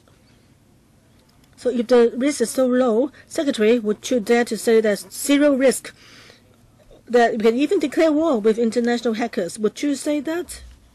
Well, would you like to declare war with international hackers? I think, based on the current level of technology,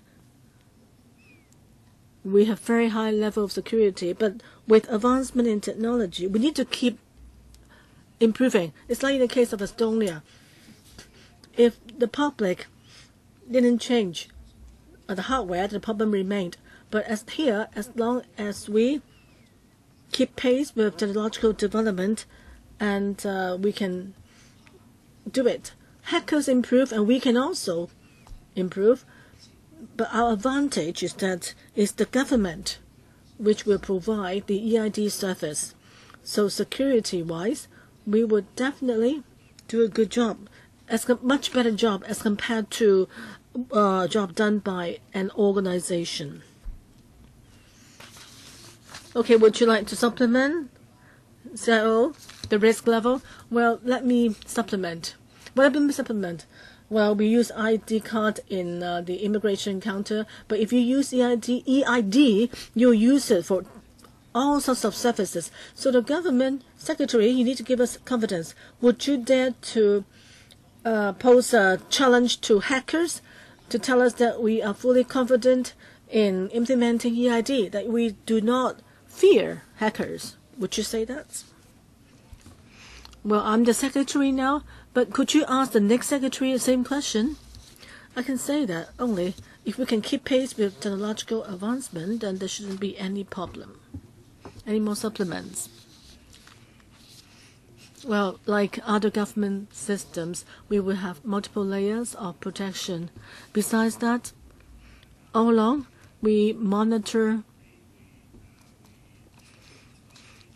the possibility of hackers attacking our system. If we find any hackers, we would definitely put up a defense. And also the system is so important that we would carry out a security assessment. It won't be done just once or one-off assessment. Even before the system is launched, we will carry out the assessment, and after the commissioning of the system, we will continue with more assessments to upgrade the system. As the secretary said, we will need to keep upgrading the system to ward off hackers. Okay, supplements? Okay, just one more point. I mentioned a figure that is including I think even the Lands Office or Lands Department of the Hong Kong Cultural Bridge was hacked. So therefore, we hope that the secretary is aware of our concern, about hacking. So with the launch of EID, you need to make sure that the system is protected. Next one, Holden Chow. Thank you, Chairman. Well, we are about to launch EID. I think we're keeping up with times, and I support it. But I need to ask you a few questions. When I went on to the tour to the Greater Bay Area with the electoral delegation, I was impressed with a few matters, including that in the mainland, government departments there could provide one-stop service.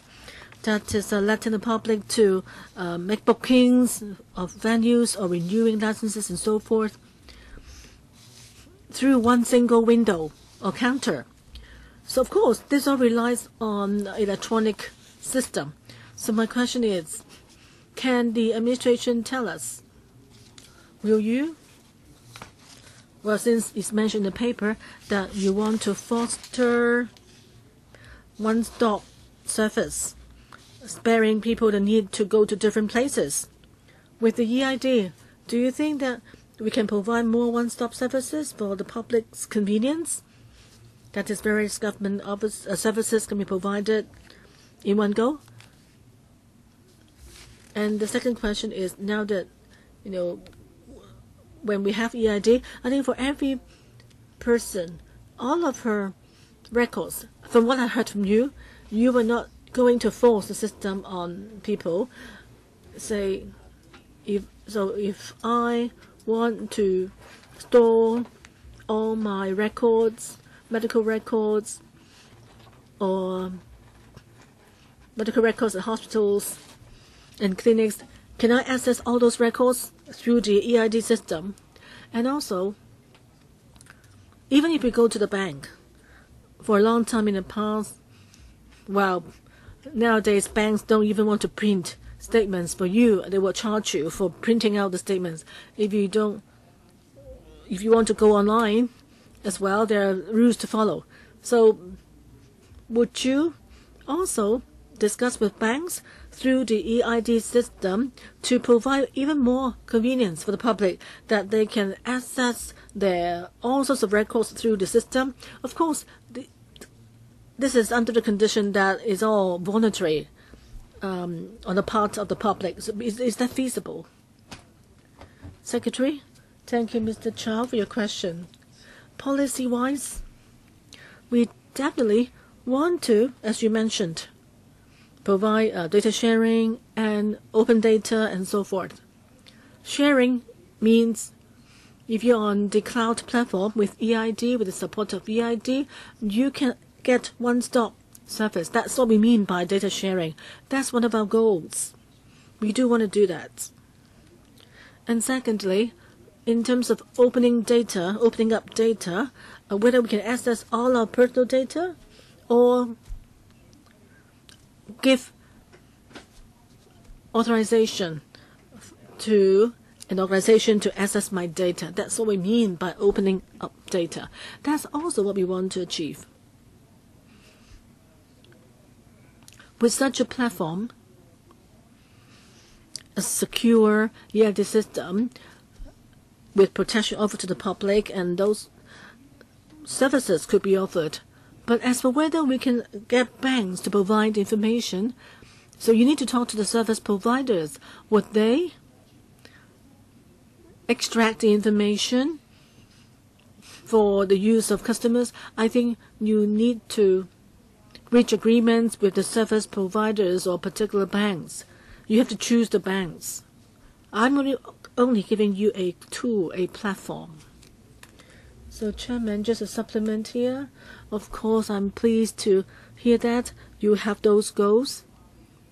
But having spent so much on the system, you would like to really provide one-stop service for public convenience, that people can store a lot of their information and records through EID. In the future, whatever purpose is for, they can access the data. That, I think, would be what many people would like to see happen. There are so many different kinds of services that actually make people have to run around and run so many errands in order to get them. Second round, I'll log in 4 minutes. Thank you, Chairman. Mr. Yang and or Mr. Wong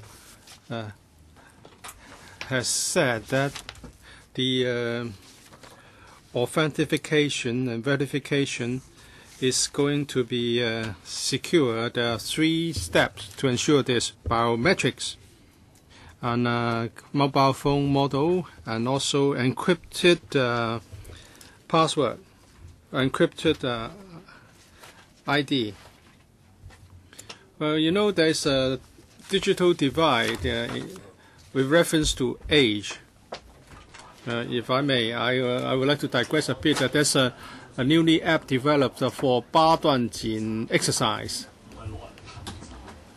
and it's said that the most difficult part is not the difficulties faced by the elderly, but how one can instruct younger generation children to use the app. According to the Census and Statistics Department, some 14% of our population are not using mobile phone or smartphone, and 40% of elderly people do not have a smartphone.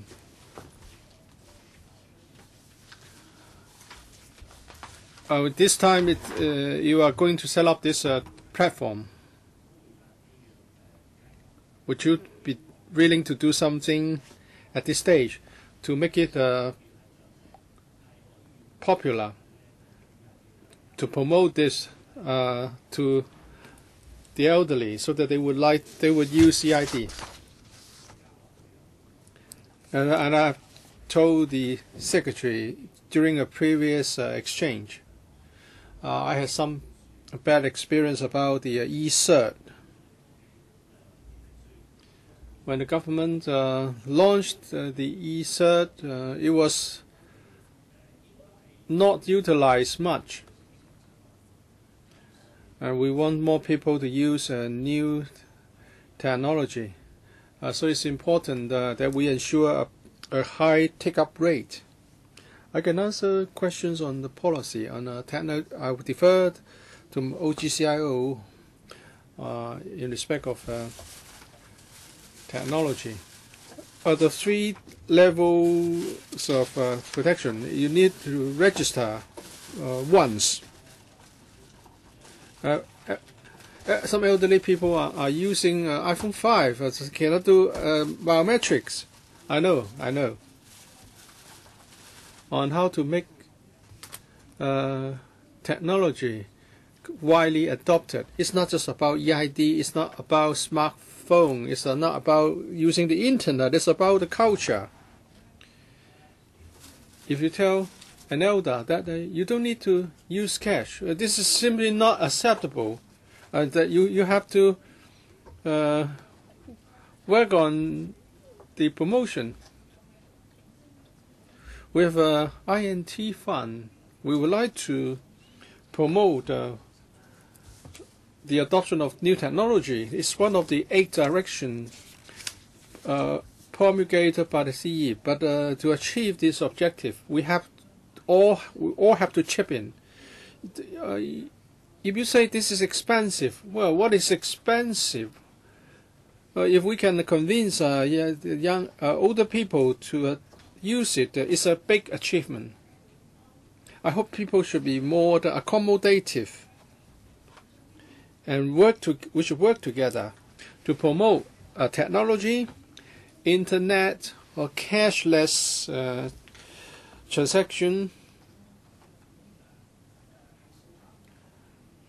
so that we can reach out to those people who's on the other side of the digital divide.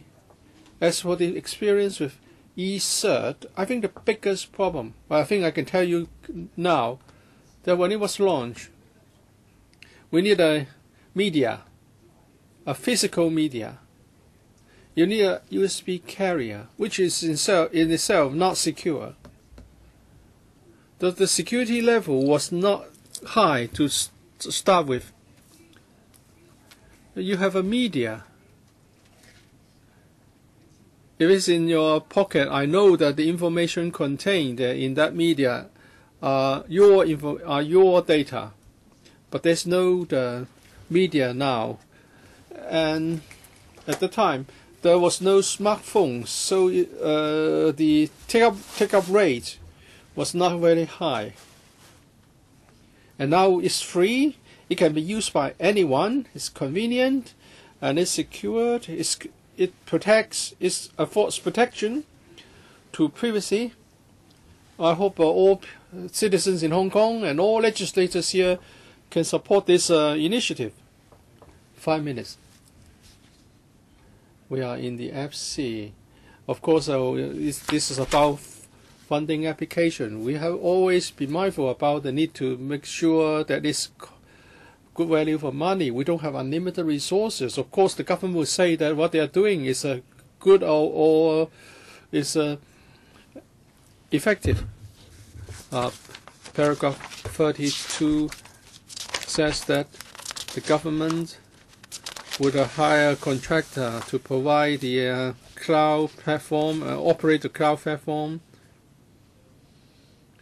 How are you going to choose the independent third-party contractor which maybe allow access to privacy data.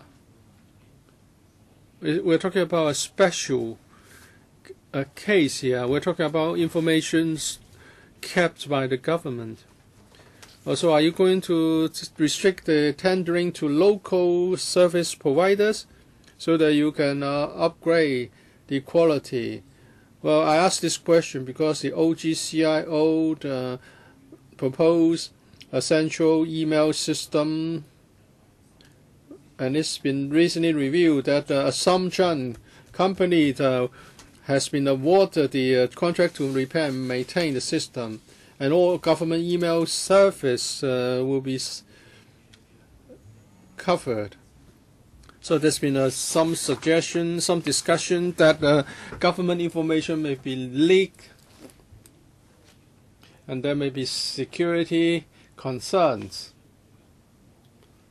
So, Secretary, can you tighten up the criteria for the selection of service provider in upgrading the government cloud platform?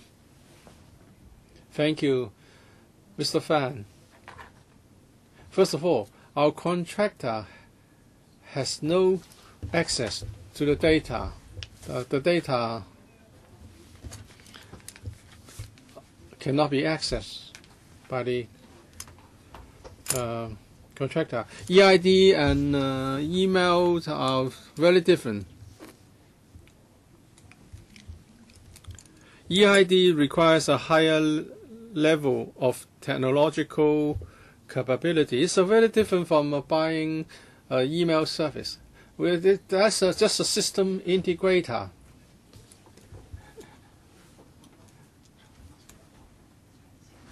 And I would say that it would be 100% government information. I'm talking about the criteria in selecting the contractor.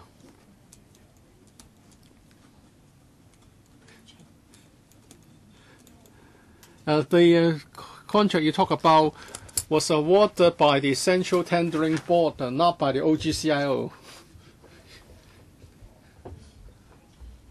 It's done through an open and transparent process.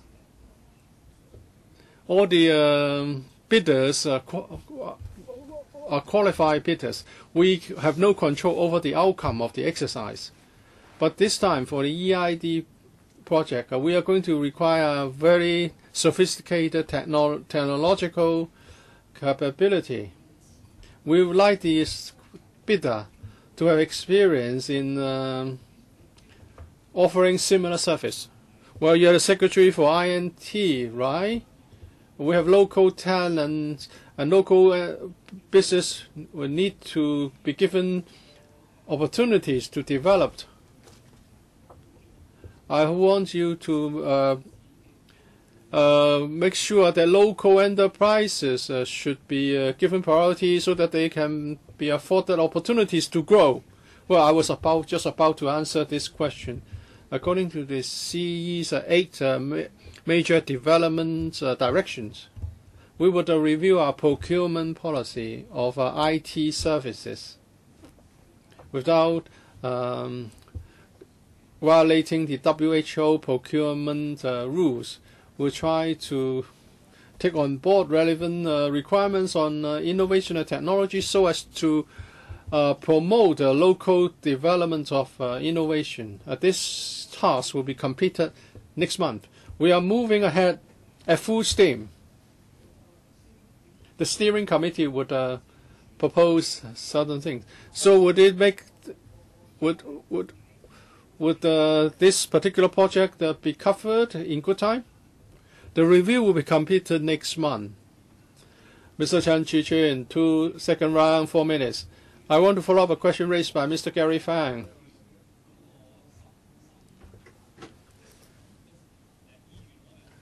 I know what Mr. Fan would like to see achieved, and that is a local business should be given priority. I know the government cannot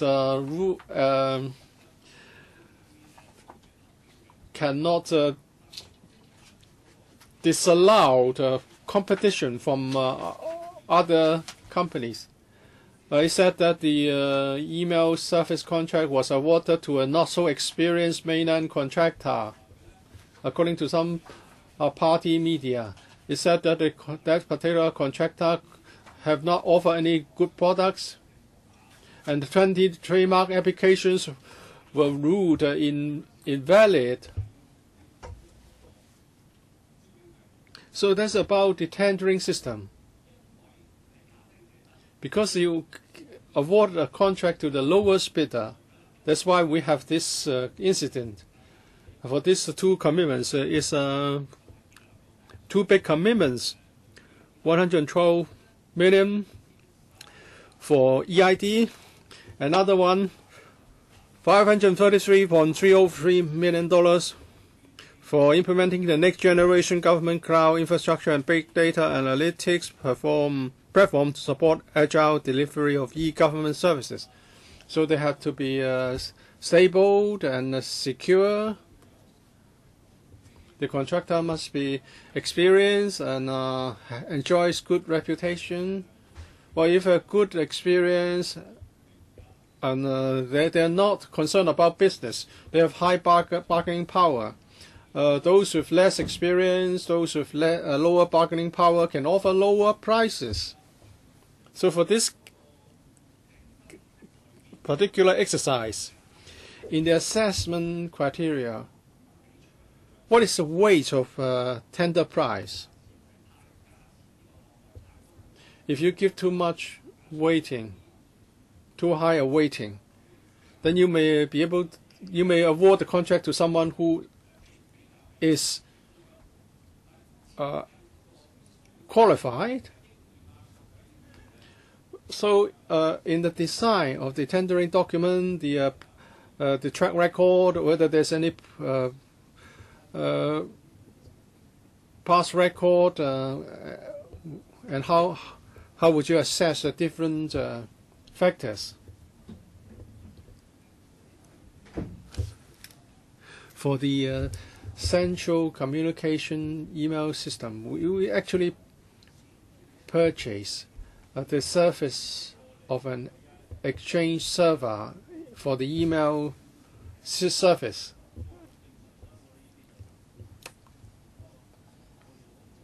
If the contractor is a system integrator, the technological requirements are not high. But for this EID and the cloud infrastructure contractor have to meet very high technological requirements.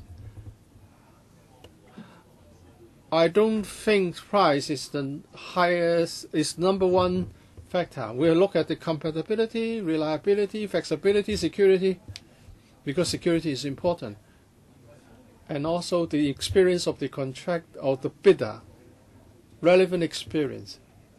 This is not a small system. It's a dedicated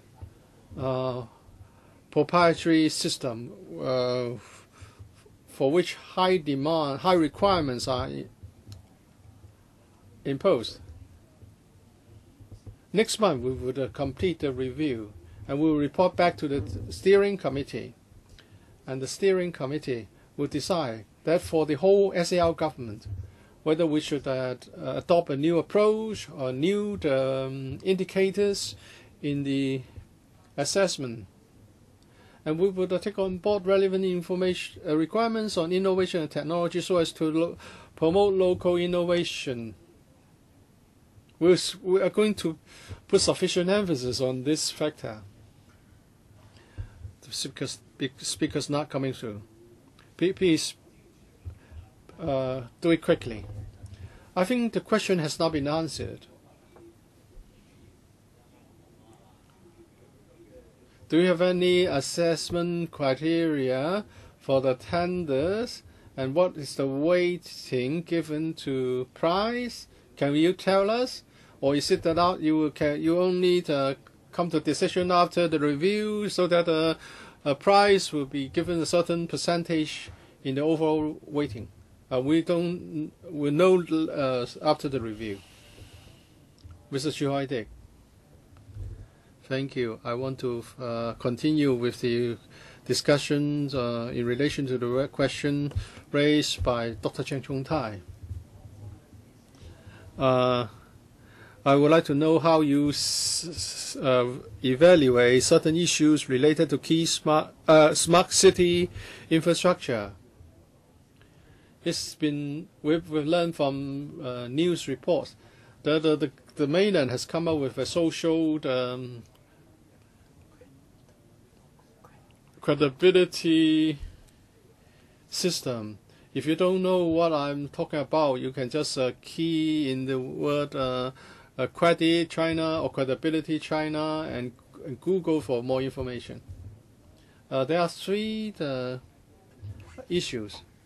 The city of Weihai, I believe is in Shandong province, has come up with a personal credibility scoring system. And the data are generated from the authorities' database and transformed into a score for an individual. It's a system to personalize personal credibility scores. If you donate blood, you are given a higher score. And if you cheat in an examination, you jaywalk, you get some points deducted from your credibility score. And the ultimate score that would decide what you can do. On the mainland, there are already rules that those who suffer from serious credibility issues would be barred from air travel or buying certain commodities. So how would the Secretary assess this system? Are you in favor or not in favor of such a system, Secretary? This may not be very relevant to the EID project, but I will venture a response here. In Hong Kong, many people own credit cards. In the mainland, 3% of them do.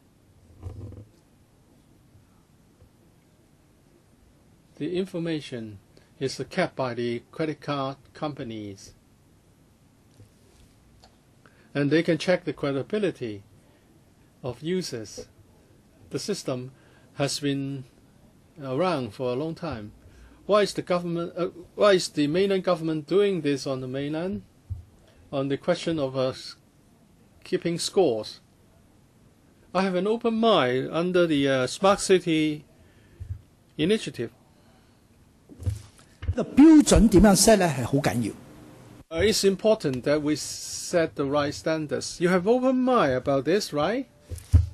呢一個 What does that mean? Are you suggesting that the mainland scheme can serve as a reference and perhaps also introduced into Hong Kong because it involves data sharing and it is a platform? I think I keep an open mind because we respect any initiative in any society. I don't quite agree with the protocol adopted by the mainland. We need to be careful. You don't agree with what? For example, you don't agree that if somebody cheats in an exam or perhaps jaywalks,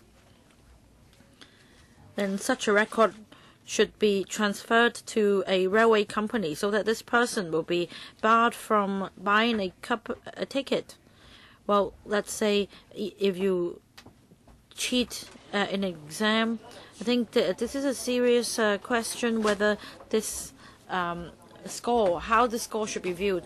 But it is a very serious matter because the mainland has this system and you are the bureau chief for innovation and technology. I'm asking whether you will introduce a mainland system into Hong Kong. I have no comment. I just want to say that we have one country, two systems in Hong Kong. Well, just now, Chairman, I'm quite concerned about the Secretary's reply. He said that if it is about the commission of an offence, then if it is a matter of security, then the Security Bureau should take the question, whereas the Secretary is responsible for innovation technology. But we have Article 23 legislation and other issues in Hong Kong. You seem to maintain a neutral stance so that the Security Bureau can introduce a variety of surveillance systems in Hong Kong. Well, perhaps I should wait for my second round. Dr. Cheng Chung Tai. I think that, well, Dr. Chang, 4 minutes. Everyone should participate in this discussion because we have never thought that in the process of collecting data, the government could be infringing on our personal freedom and rights. But at today's meeting, I'm not asking the Secretary to give answers to political questions. I'd like to ask, for example, a question on EID about personal data, personal particulars. I think that it is a security matter on the level of national defense. So a practical question, when it comes to a tendering process, will there be any restrictions so that certain international requirements could be met? For example, if it involves the EID of everyone in Hong Kong, would the company concerned be required to follow certain international conventions? Or, on the other hand, because of international conventions, we should open up the system for other companies in other countries to take part in the bidding process. Say there will be a mainland bidder, and perhaps after winning the contract, in the end, a mainland company would be operating the project. Well, as I mentioned just now, we have one country, two systems in Hong Kong, and we follow the laws of Hong Kong and international standards in introducing the EID. Just now, the GCIO already talked about the safety standards. All sensitive data will not be accessed by the contractor. Only civil servants will have access. GCIO. Sorry, please switch on his mic, the GCIO. Yes. Let me supplement. The contractor is only responsible for developing the system, whereas for the system's application and the data contained in the system, thereafter, it will not be accessed by the contractor. So there are two stages. One, developing the system. Second stage, when the system is put into operation, the system will be operated by the government, and all information generated relating to any citizen in Hong Kong will not be accessed by the contractor. So there are two stages. Thank you, GCIO. I'd like to pick up on his explanation. I have a follow-up question. I understand when it comes to tendering, you're talking about the system's development. What about maintenance? If there is a bug or if there is an error, then will the company concerned provide the necessary maintenance service within a certain time frame? And that is why I was asking about this question. Now you talk about another situation. Now what happens if there is a system breakdown? Deputy GCI or GCIO. There are different computers involved in the system, some for testing, some for provision of service. If the contractor is responsible for maintenance and repair, the contractor will have no access to the computers concerned which contain data. They would only have access to computers used for development, because the public's data is stored in the computers for the system's operation.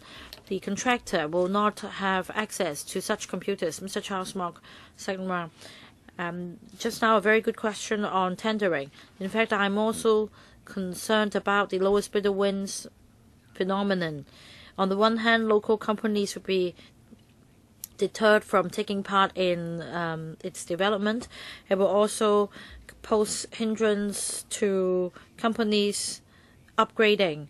And if the contract is awarded to a foreign company, there may be a security concern.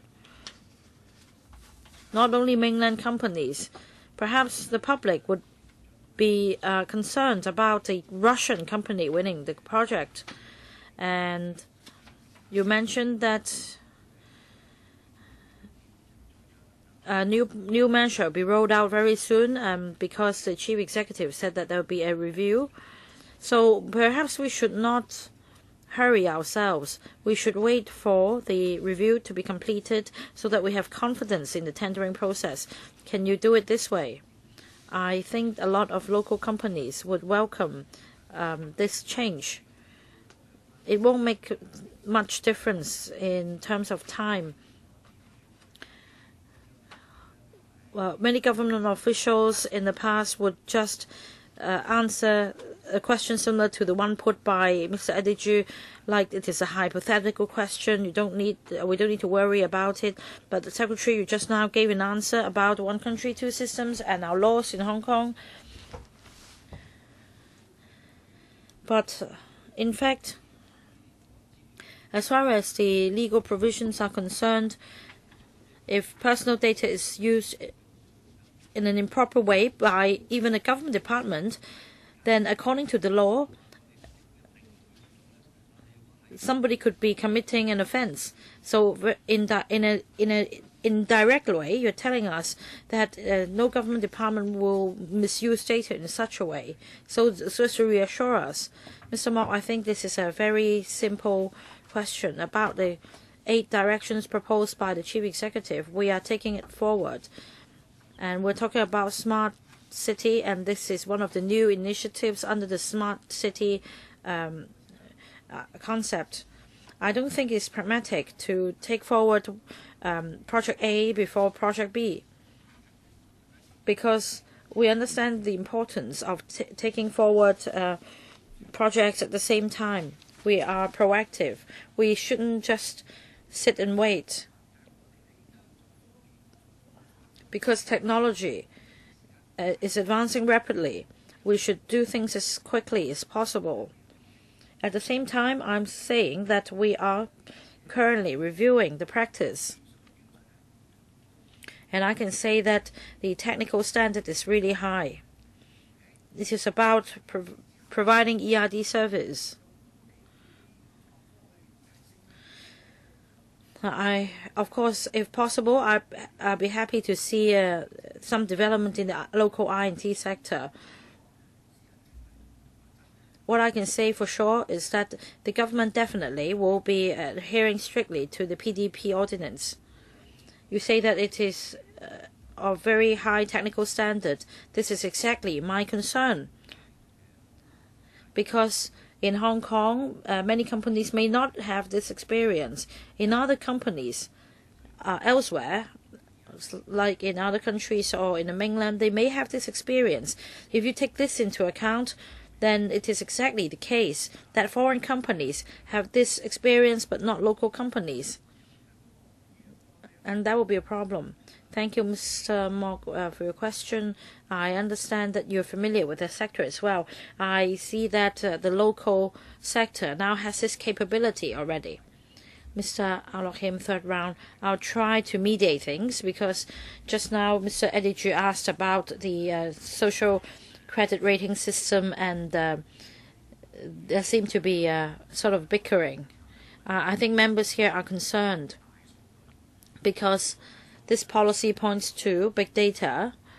On the one hand, big data can be shared with companies. On the other hand, it means the government is the owner of a major database, and if there is leakage of personal data, then it will be a major problem. It will also be a major problem. And Secretary, I invite you to watch a movie called Psychopath. A circular or a round prison is constructed as suggested by Michel Foucault, and that by creating such a prison, it would be convenient for law enforcement. I'll try to mediate between you. I have a suggestion for the INT Bureau. There is a Taiwanese article writing about the importance of EID and the important prerequisites. For example, the government must release data in an open manner so as to promote its extensive use. Private use is also important. For example, banks, as you point out in the paper. Point number 3, you need to have a good set of laws and regulations to prevent abuse. So it is very important when it comes to the use of big data. I'd like the administration to see if they could give a response. Let's say if there starts to be abuse of data, I want to know whether we have rules and regulations. Otherwise, people will lose confidence in your system. Another important point is this. When it comes to a regulatory regime, it is not as simple as maintaining liaison with the privacy commissioner. We need to have a set of laws and regulations, just like other countries. I understand there must be new legislation to cope with technological changes. Chairman, first of all, I don't want to answer any more hypothetical questions. Second, about EID. Well, we're providing EID service free of charge, and we also provide API. I asked about the law, Chairman, and we're also going to make sure that all e-government services could support EID. So I think more or less we can answer your question. On the point of privacy, I just answered Mr. Charles Mock's question that the government could give this undertaking that will definitely, strictly abide by the PDPO. Next, Mr. Eddie Zhu, 4 minutes, second round. Thank you, Chairman. I watch the drama Black Mirror often. In the Western world, this is still a fantasy that something like this could happen in a decade, but it is already happening in smaller cities in the mainland. They are anxious in building up a social credit rating system and facial recognition technology. And Chairman, the way they use facial technology is this. If you have a civil dispute, if you owe somebody a debt, I can check it on the in fact I check it on the internet. In fact, the court in the mainland now enforces a system. Let's say if you owe somebody a debt, there will be a surveillance camera system to rein in that person. I don't know whether colleagues heard about it during their visit in the Bay Area. We're just one river across away from Shenzhen. My question is also on EID. The last item was about the REO's proposal to create a post. One task of that post holder is voter registration. Well, there could be one benefit. It's difficult for a member of the public to fill in the voter registration form at present.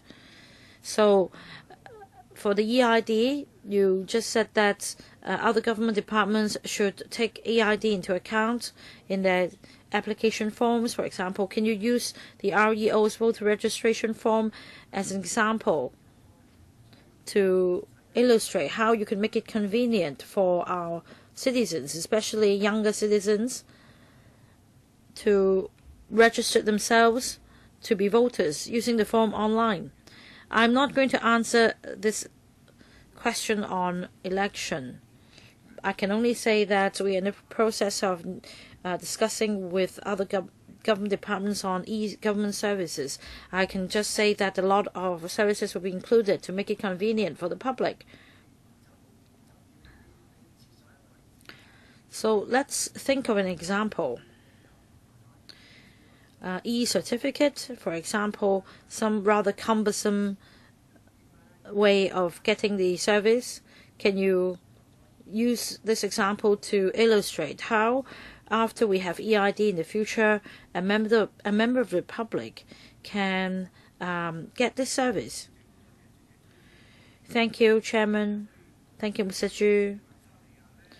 I suggest that Mr. Eddie Zhu read more about the use of EID by countries like Singapore, Denmark, Estonia, because they have already put such a system in place. All right, Mr. Roy Kwong. Thank you, Chairman. 4 minutes. Second round. Okay. Earlier, Ming Pao published an article in the beginning of this year. It is said that according to the OGCIO, they are using the outsourcing approach in procuring development of the system, and there will not be further testing. I don't quite understand. Well, since Secretary is here, I'd like to have his enlightenment about the testing. How large is a pool of big data for testing? I don't understand. And what do you wish to achieve by conducting such a test? Well, this is a technical question. I will defer the question to the OGCIO. I can just answer by saying that we do not allow layering of outsourcing. We are going to use a large pool of data for testing, but the data concerned will not have anything to do with personal data privacy. Well, I was quoting from the article because I found it interesting, and we are not experts like Charles Mock in innovation and technology. I'm just curious. You're not going to use real personal data for testing. So how are you going to do it? You have a sample size of 1,000 or 10,000 people. How do you conduct the test?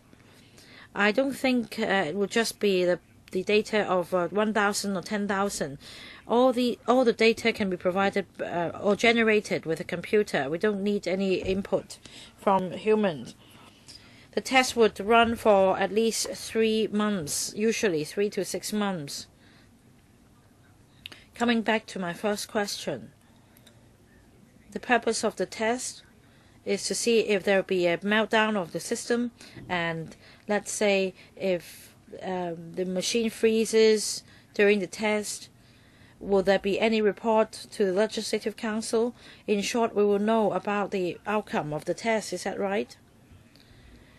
Chairman, if the test is successful, well, I'm more concerned about the systems failing. I don't quite understand. You will report to the to LegCo, right? Usually, testing is part of the government's work. This will not be discussed by LegCo. So, if the test is successful, you will tell us, or but not the other way around. Well, it's either a success or failure. We need repeated tests before a system is put into operation. What if we require the government to give us information on failed tests? Yes, Chairman, we can provide such information. I believe that people watching live broadcast of this meeting would want to know what's the goal and process of the testing like. So, as I just said, Is it that the tax is more on the stability of the system? What are you testing? Well, we are testing the functions. We will test the functions of the system. The usability, so various aspects of the system besides stability. Next one, I'll log in. Fourth round, 2 minutes. Thank you, Chairman. I hope that the Secretary would not think that I'm just trying to ask hypothetical questions. I'm making sincere proposals here. Well, we are talking about perfecting the legal system because that's an indicator for people's confidence in the EID system. In the paper, you said that you will communicate with the Privacy Commissioner. I don't know what happened in your exchange with him. Maybe you're not able to give us an answer today. So I wouldn't, now when you're asking for funding, I wouldn't say at this stage that you will have very good legislation. But I think we should move in this direction. That is, when after your exchange with the Privacy Commissioner on some legislations, you need to think of whether there should be amendments to some legislation. For example, in relation to the issue of big data, the EID, as you said, could be used by companies for big data analysis. So you may say that, well, the big data wouldn't involve personal information. I can only trust you, but ultimately it's a matter of trust. But if you don't, so you are talking about data based on the people's behavior. But should it happen that people use the data, misuse the data, or personal information is used, then there should be regulations. I think the issue of privacy needs to, dealt with.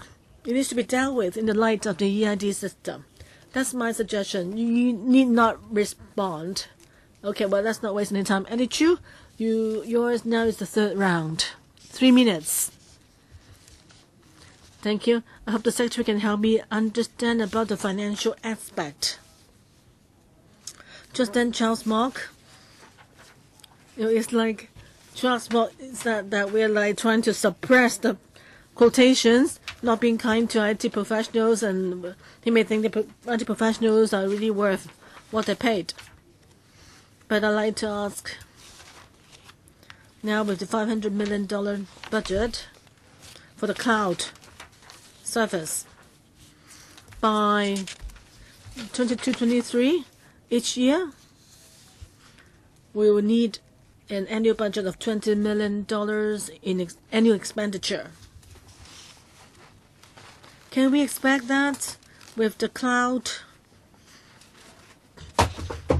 We can expect, that is, I remember last week the Finance Committee was discussing various government departments funding for upgrading of the computer systems. That is through, so can we expect that in the future, through upgrading of cloud, we will, that is in relation to storage, preservation of government data, the expenditure in that area will be less on the whole. Is that right? I think this is addressed in the paper. So, yeah, DGCIO, please. In paragraph 19 of the paper, we said that there will be a one-off cost avoidance of $572 million, including upgrade costs, as well as the use of other systems. So that means that at this stage, so you meant that at this stage, with the budget approved, you can have the cost avoidance. And the future, what about your plan? That is after 2024 2024, what is your expenditure for expenditure? Well, it's explained in the paper. The cost will be increased to 14 million. Well, I mean after 2024-25. Yes, beyond then, after then, there will be savings of $14 million. Why is that?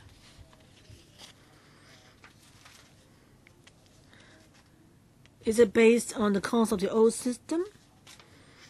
So yeah. Thank you. Lauren, fifth round, 1 minute. Only 1 minute. I can only want to supplement on what I proposed earlier. Just that I was telling you about the proposals on my concern about privacy and the big data. So I wonder whether the government would, what do you think? You said that the e-system will allow the public to find out which organizations had looked at their own personal data. And also, in terms of law enforcement, would there be some sort of regulations? That is, if the government, a government department wants to enforce the law, will the government have any master key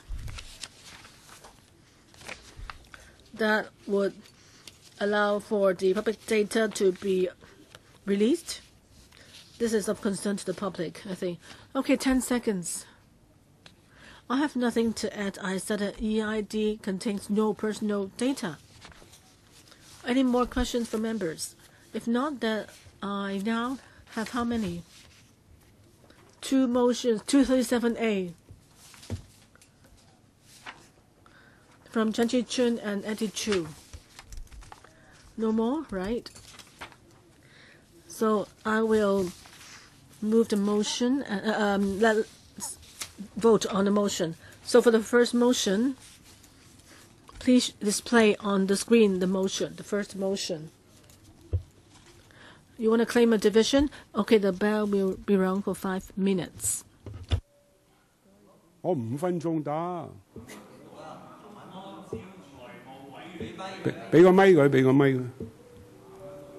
按照財務委員會會 Based on 37A of the Finance Committee, I move that the committee will urge the administration in procuring one-stop EID system and the new generation of government cloud infrastructure and data analytic platform. It needs to ensure that the assessment of quotations should not make up more than 20% of the overall score, and it needs to ensure that the tenders will have their weightings not less than 40% on the experience and reputation, to ensure that the two systems will be offered by experienced providers with good reputation, to ensure good public use of money, good use of public money.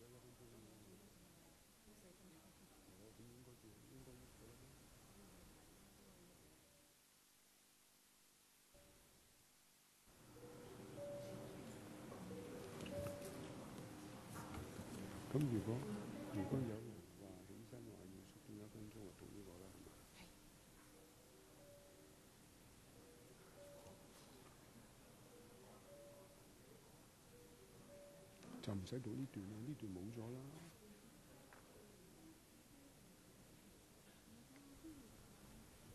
冇咗啦，係咪勾飛咗啦？如果有人話要求縮到1分鐘，就自動係1分鐘㗎啦嘛。如果有人要求，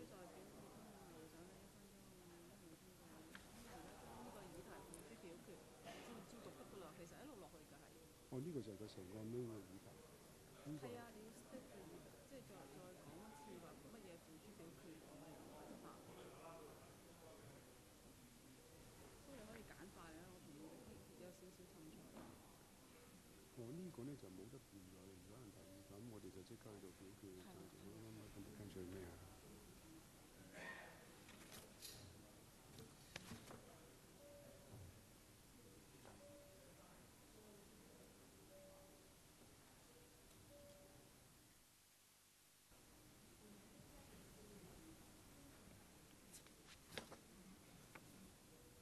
揾嚟搞。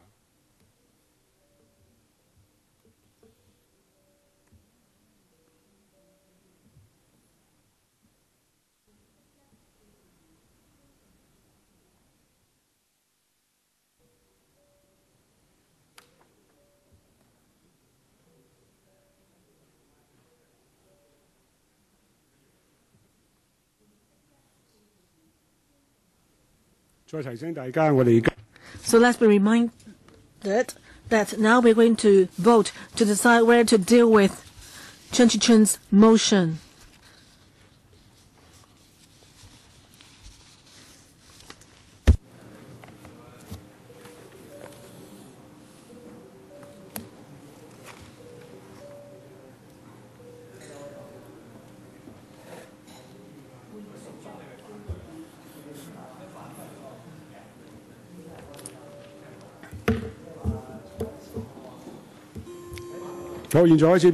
Now, time to vote.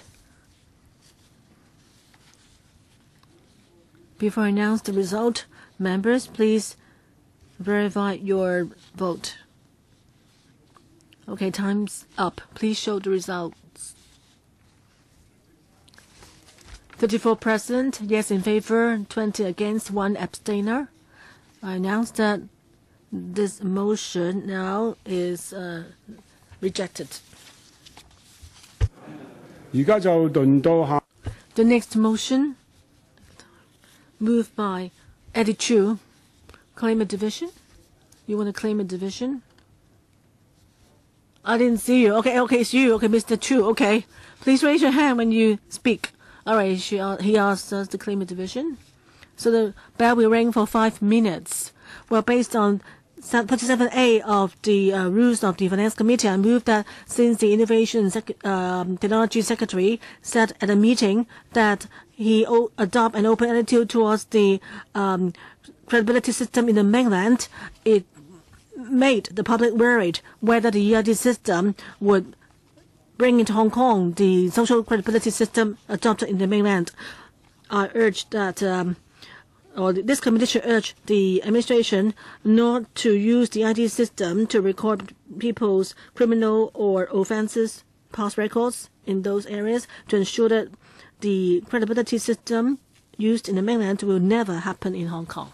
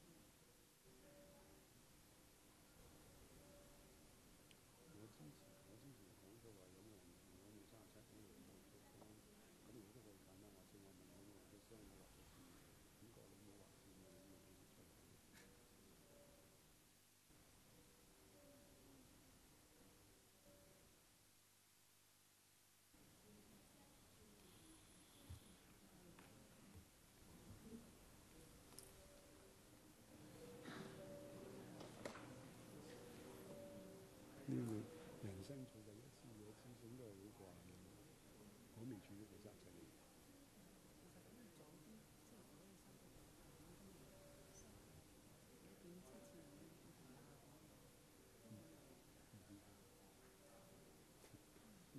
呢個要靠老土咧，其實就唔好我哋做熟可以啊，做熟咗。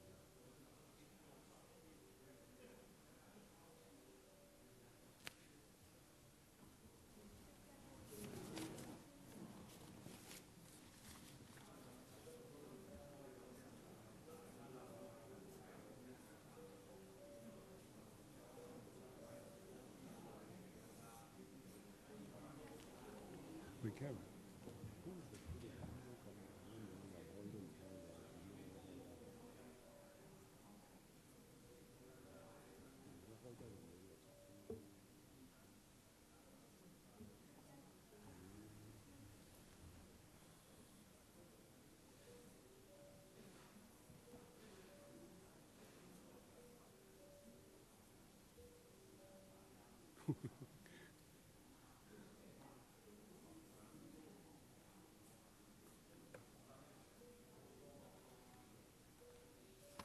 呢份嘢邊個寫俾我㗎？都眼人申報。我知就 stand 啊。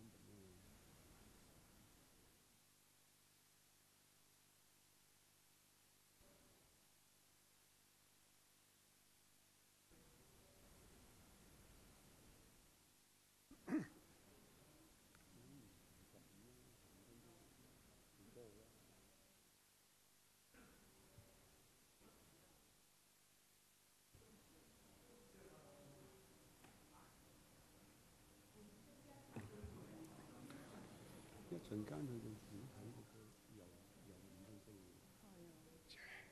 咁啊真係剩翻好少時間。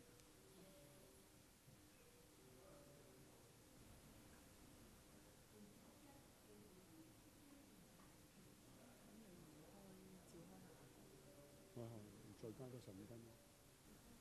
係啊，我今晚得閒啊。嗰啲人等咗咁耐，冇理由逃離唔返㗎，係咪？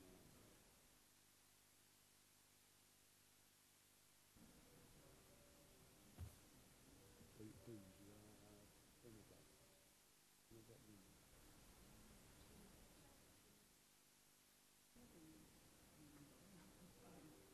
開咗先係咪？開咗先冇嘢啦。好。Okay, it's now time to vote. Before I announce the result, members, please verify your votes. Time's up. Please show the results. Person 24, yes, yes 11, no 22. So the motion is negatived. So I will now put this item, paper 2018-99 to a vote. So members, you asked to claim a division. Okay, the bell will ring for 5 minutes.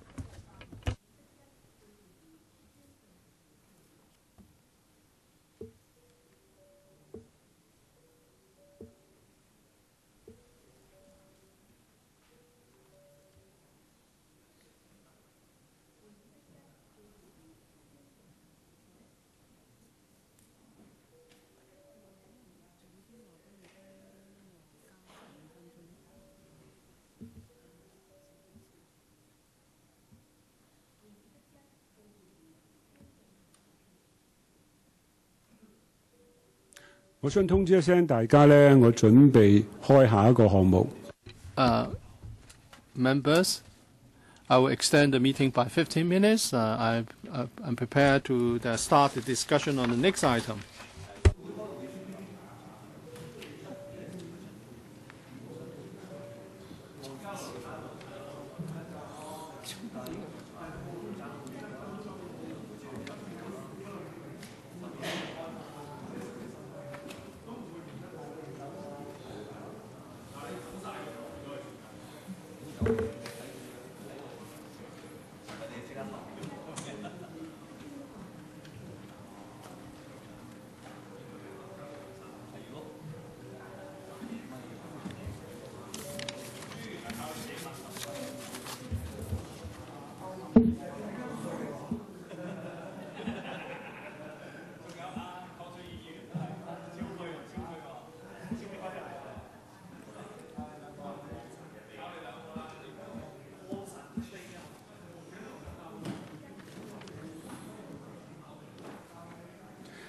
加路連生上次喺公務嗰度開咗3個幾鐘頭喎。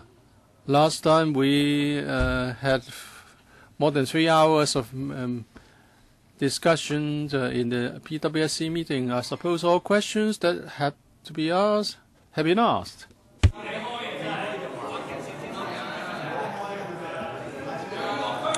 講咗收唔返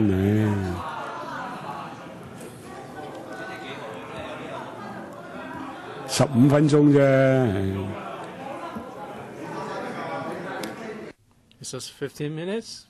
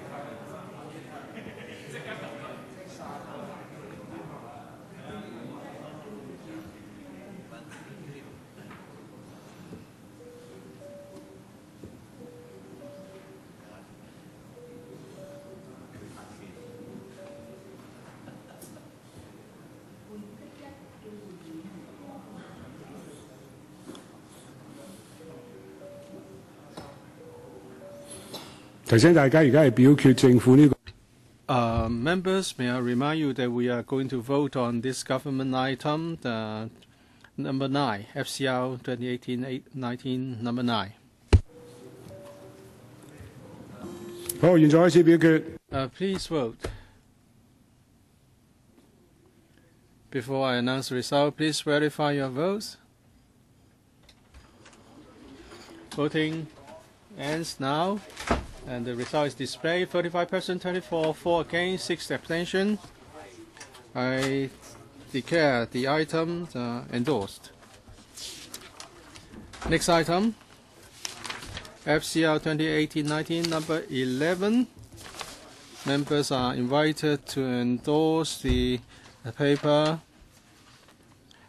discussed at the PWSC on the 28th of March. That is a PWSC 2017-18. And this is about the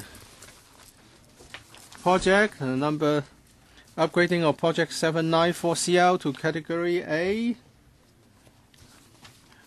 The cost is $52.6 million and money of the price base, money of the day prices. Some members have asked that this item be voted separately. As I've said, we spent 3 hours and 7 minutes at the PWSC meeting, and a number of papers have also been submitted by the administration. We have Ms. Benedict Ling from the Development Bureau, Permanent Secretary for Development, and her team to answer questions. First member to ask questions, Mr. Au Lok Hin.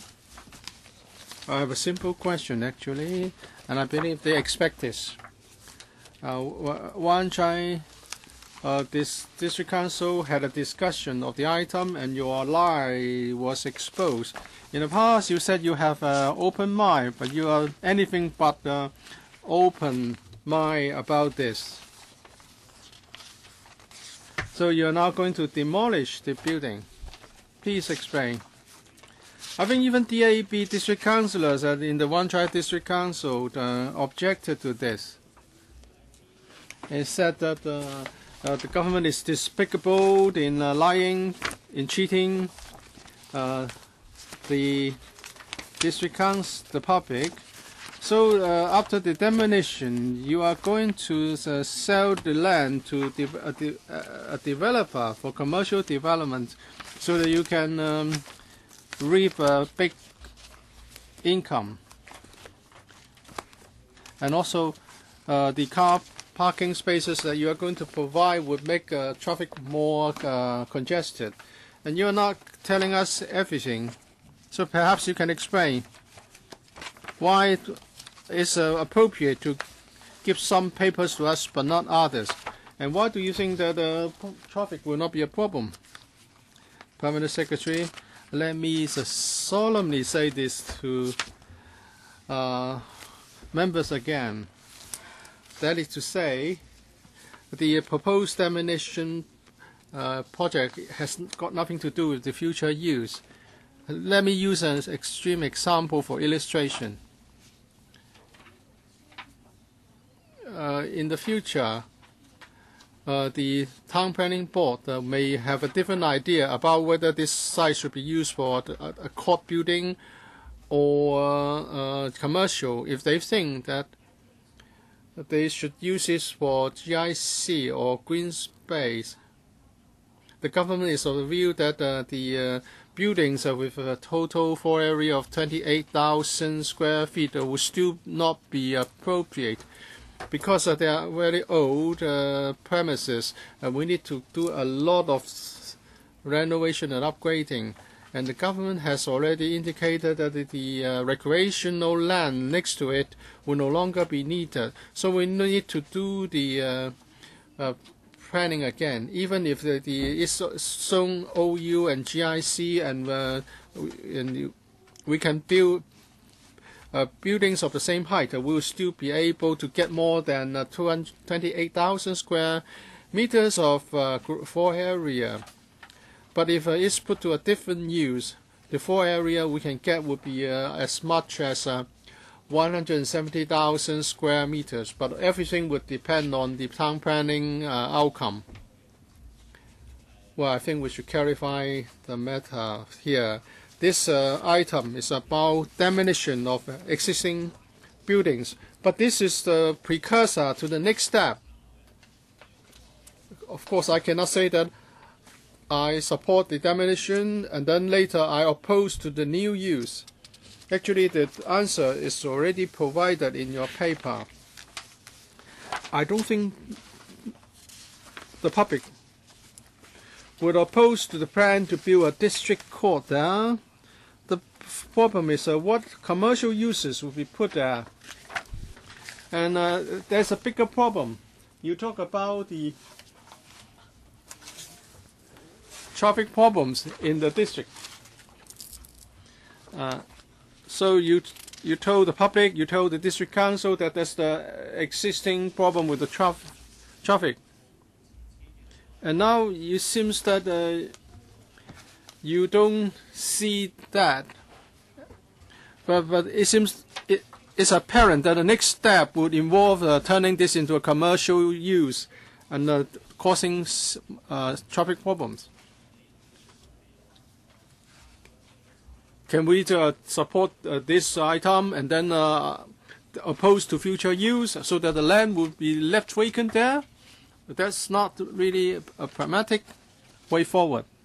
But we want to demolish the current existing superstructures is precisely because after the town planning process, we would like to do the redevelopment there. All right. After the demolition is completed, are you willing to plan the land use again?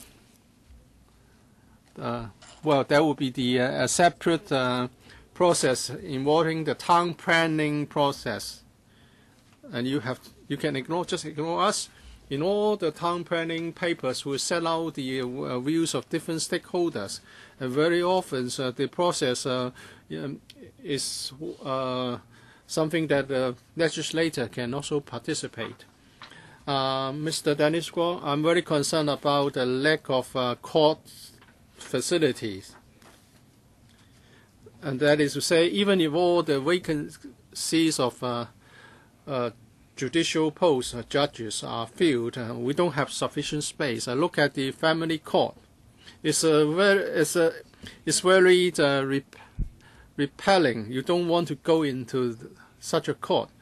It's not in line with the 21st century standard. The rule of law is important, and one of the underlying factors to uphold the rule of law is to have sufficient court facilities. And so I very much support the plan to put a district court and a family court there. And also, since the jurisdictional limit has increased for the district council from 1 million to 3 million, so we need to proceed with the court construction right away. We are already late here now. So can you tell me whether this is the site for a district court on Hong Kong Island? For users of district court, and they would know this. We just simply cannot afford to wait anymore on the selection of site for a court. The judiciary is of the view that this is a suitable site, so they are working on the detailed design. But they do understand that the final land use will be determined after the completion of the town planning process. But we just don't want the land to be left unused. So this is done in parallel. Since these superstructures will not be used in the future and they are not good value for money, so we are applying for funding to demolish these superstructures. And then whatever the decision of the town planning board, we can expeditiously kick off the next step in planning the land use, instead of waiting for the outcome of the town planning process and then come to seek funding approval. That would be a waste of time. That's why I want you to take forward the plan as soon as possible, on the premise that you will give the judiciary a court building that can be used for a long, long time in the future.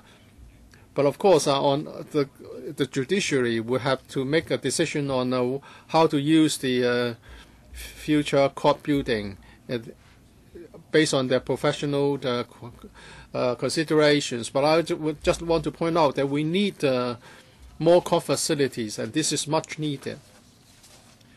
Mr. Ray Kwong, the permanent secretary, is an official that I always respect because in the Development Bureau, she has been a very diligent and pragmatic official.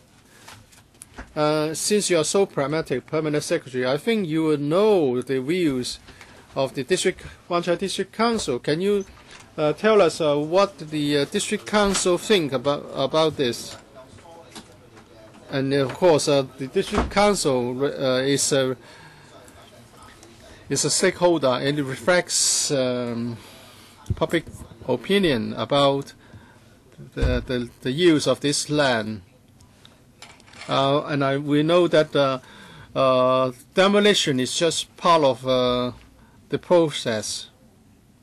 1 or 2 years ago, in respect of the demolition plan, the Wan Chai District Council did not have any objection, but they do have views about future land use on this side.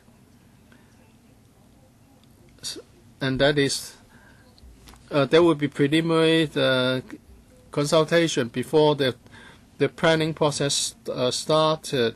The District Council said they were concerned about traffic problems and whether this site should best be used for commercial use purposes.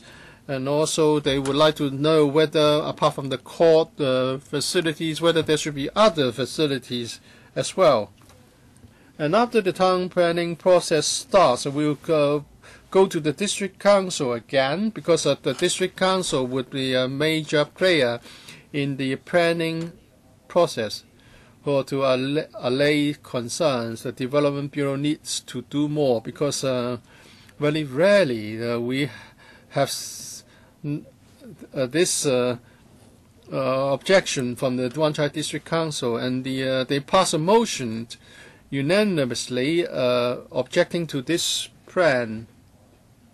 Have you assessed the traffic? Have you updated the traffic impact assessment since you have changed the exact locations for the court and the commercial land? Well, previously it was easier to assess, and now the demolition is just a precursor to commercial development. I think one of the concerns of the Wan Chai District Council is that if this is developed, this will be just like another Hazen Center, and traffic in Causeway Bay simply will not be able to cope. So after changing the land use, what's your latest assessment of the traffic? Permanent Secretary, I haven't got information on traffic assessment with me today, because in the future, in the statutory town planning process, traffic impact assessment will be something that we need to clearly account for. I have to stress that even if members approve the funding for demolition, is according to some member, we are paving the way for certain things to be done in the future. Of course, we have in mind the possibility of building a court building there, but that doesn't prevent the town planning board from coming to a different decision. I've used you a hypothetical and extreme example. For example, a person is zone GIC, and there's a recreational site next to it.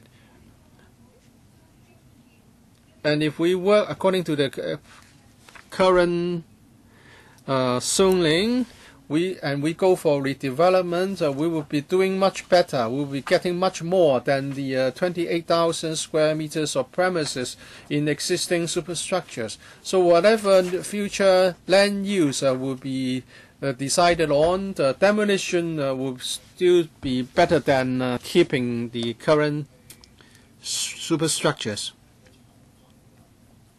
We cannot convince us that the town planning board process would end up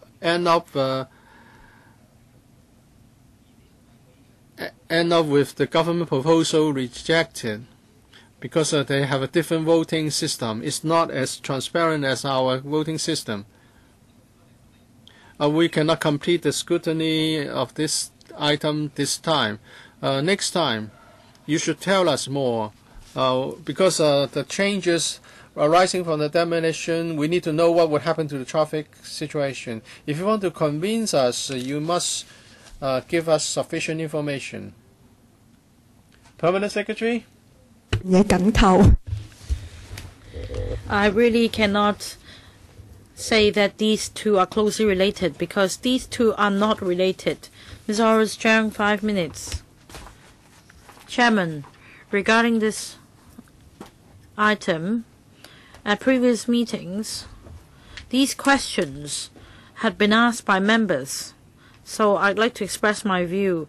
The DAB's view is that this project involves the demolition of the site at Caroline Hill Road, and we support it. But in relation to the future proposal floated by the government, I'm afraid we can't support it. In the future, should the government decide what it should be done, we need to consider the proposal very carefully. District Court building is, of course, agreeable, whereas for the commercial portion, well, it may address the shortage of office space in Hong Kong, but we also should understand that all along, GIC sites have been lacking in Wan Chai. In fact, a number of districts in the Hong Kong Island, but the most serious shortage is in Wan Chai. We do not have a community hall, and this is the only site left in Wan Chai. If this is also used for creating office space instead, I think this will be the major concern in the community and the district council. But I agree with you, Permanent Secretary. The demolition and the future proposal are not related. Even if we have a lengthy discussion here about the future use, without going through the town planning procedure, all the talk may be useless. Regarding the future proposal, the DAB will keep a close eye, and we are going to offer our views. Whereas for this idle site, which has been left here for a long time, and in its current state, we agree that the superstructure should be demolished as soon as possible. We should speed up demolition so that we can save time in future for district development. Now, after demolition, I hope the administration would address the various issues such as traffic, asbestos in the construction materials. I hope that the government could really adhere to the facilities proposed and the standards proposed in previous meetings. Regarding this paper itself, the DAP supports it. Next, Mr. Tony Chair. Chairman, I speak in support of this item. We need to optimize the use of this site. It has been left idle for such a long time. This is the only alternative we have. We should demolish the superstructures as soon as possible, and then we can consider its future use. And then we can go through the town planning procedures. It takes 17 months to demolish the superstructures.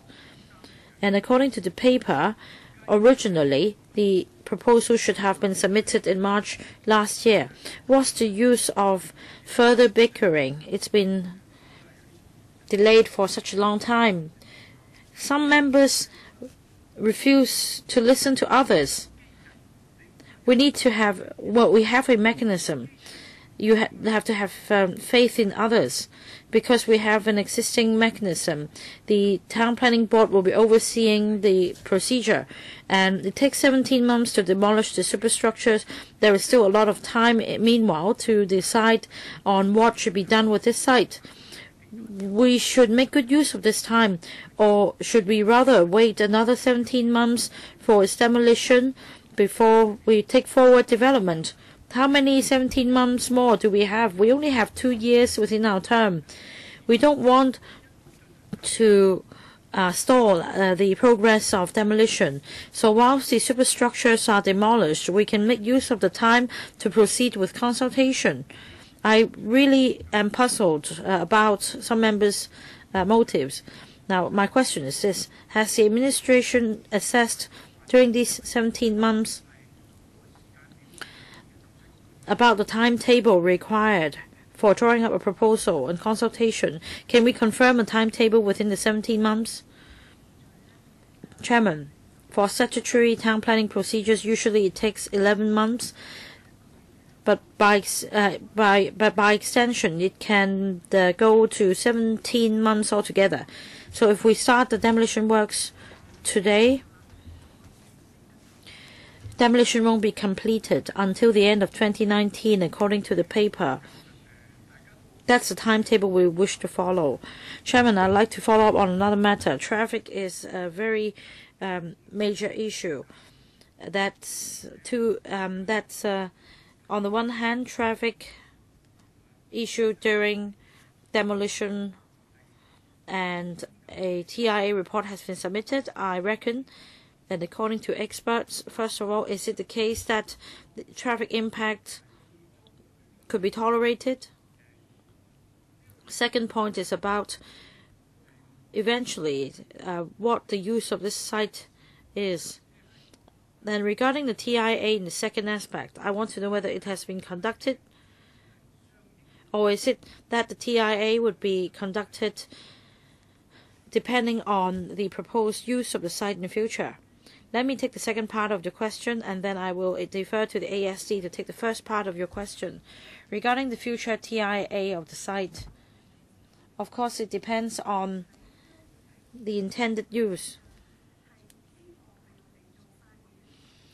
Now, if the proposed use is district court cum commercial, then the relevant assessment will be conducted and details will be disclosed at the town planning stage for discussion by the public.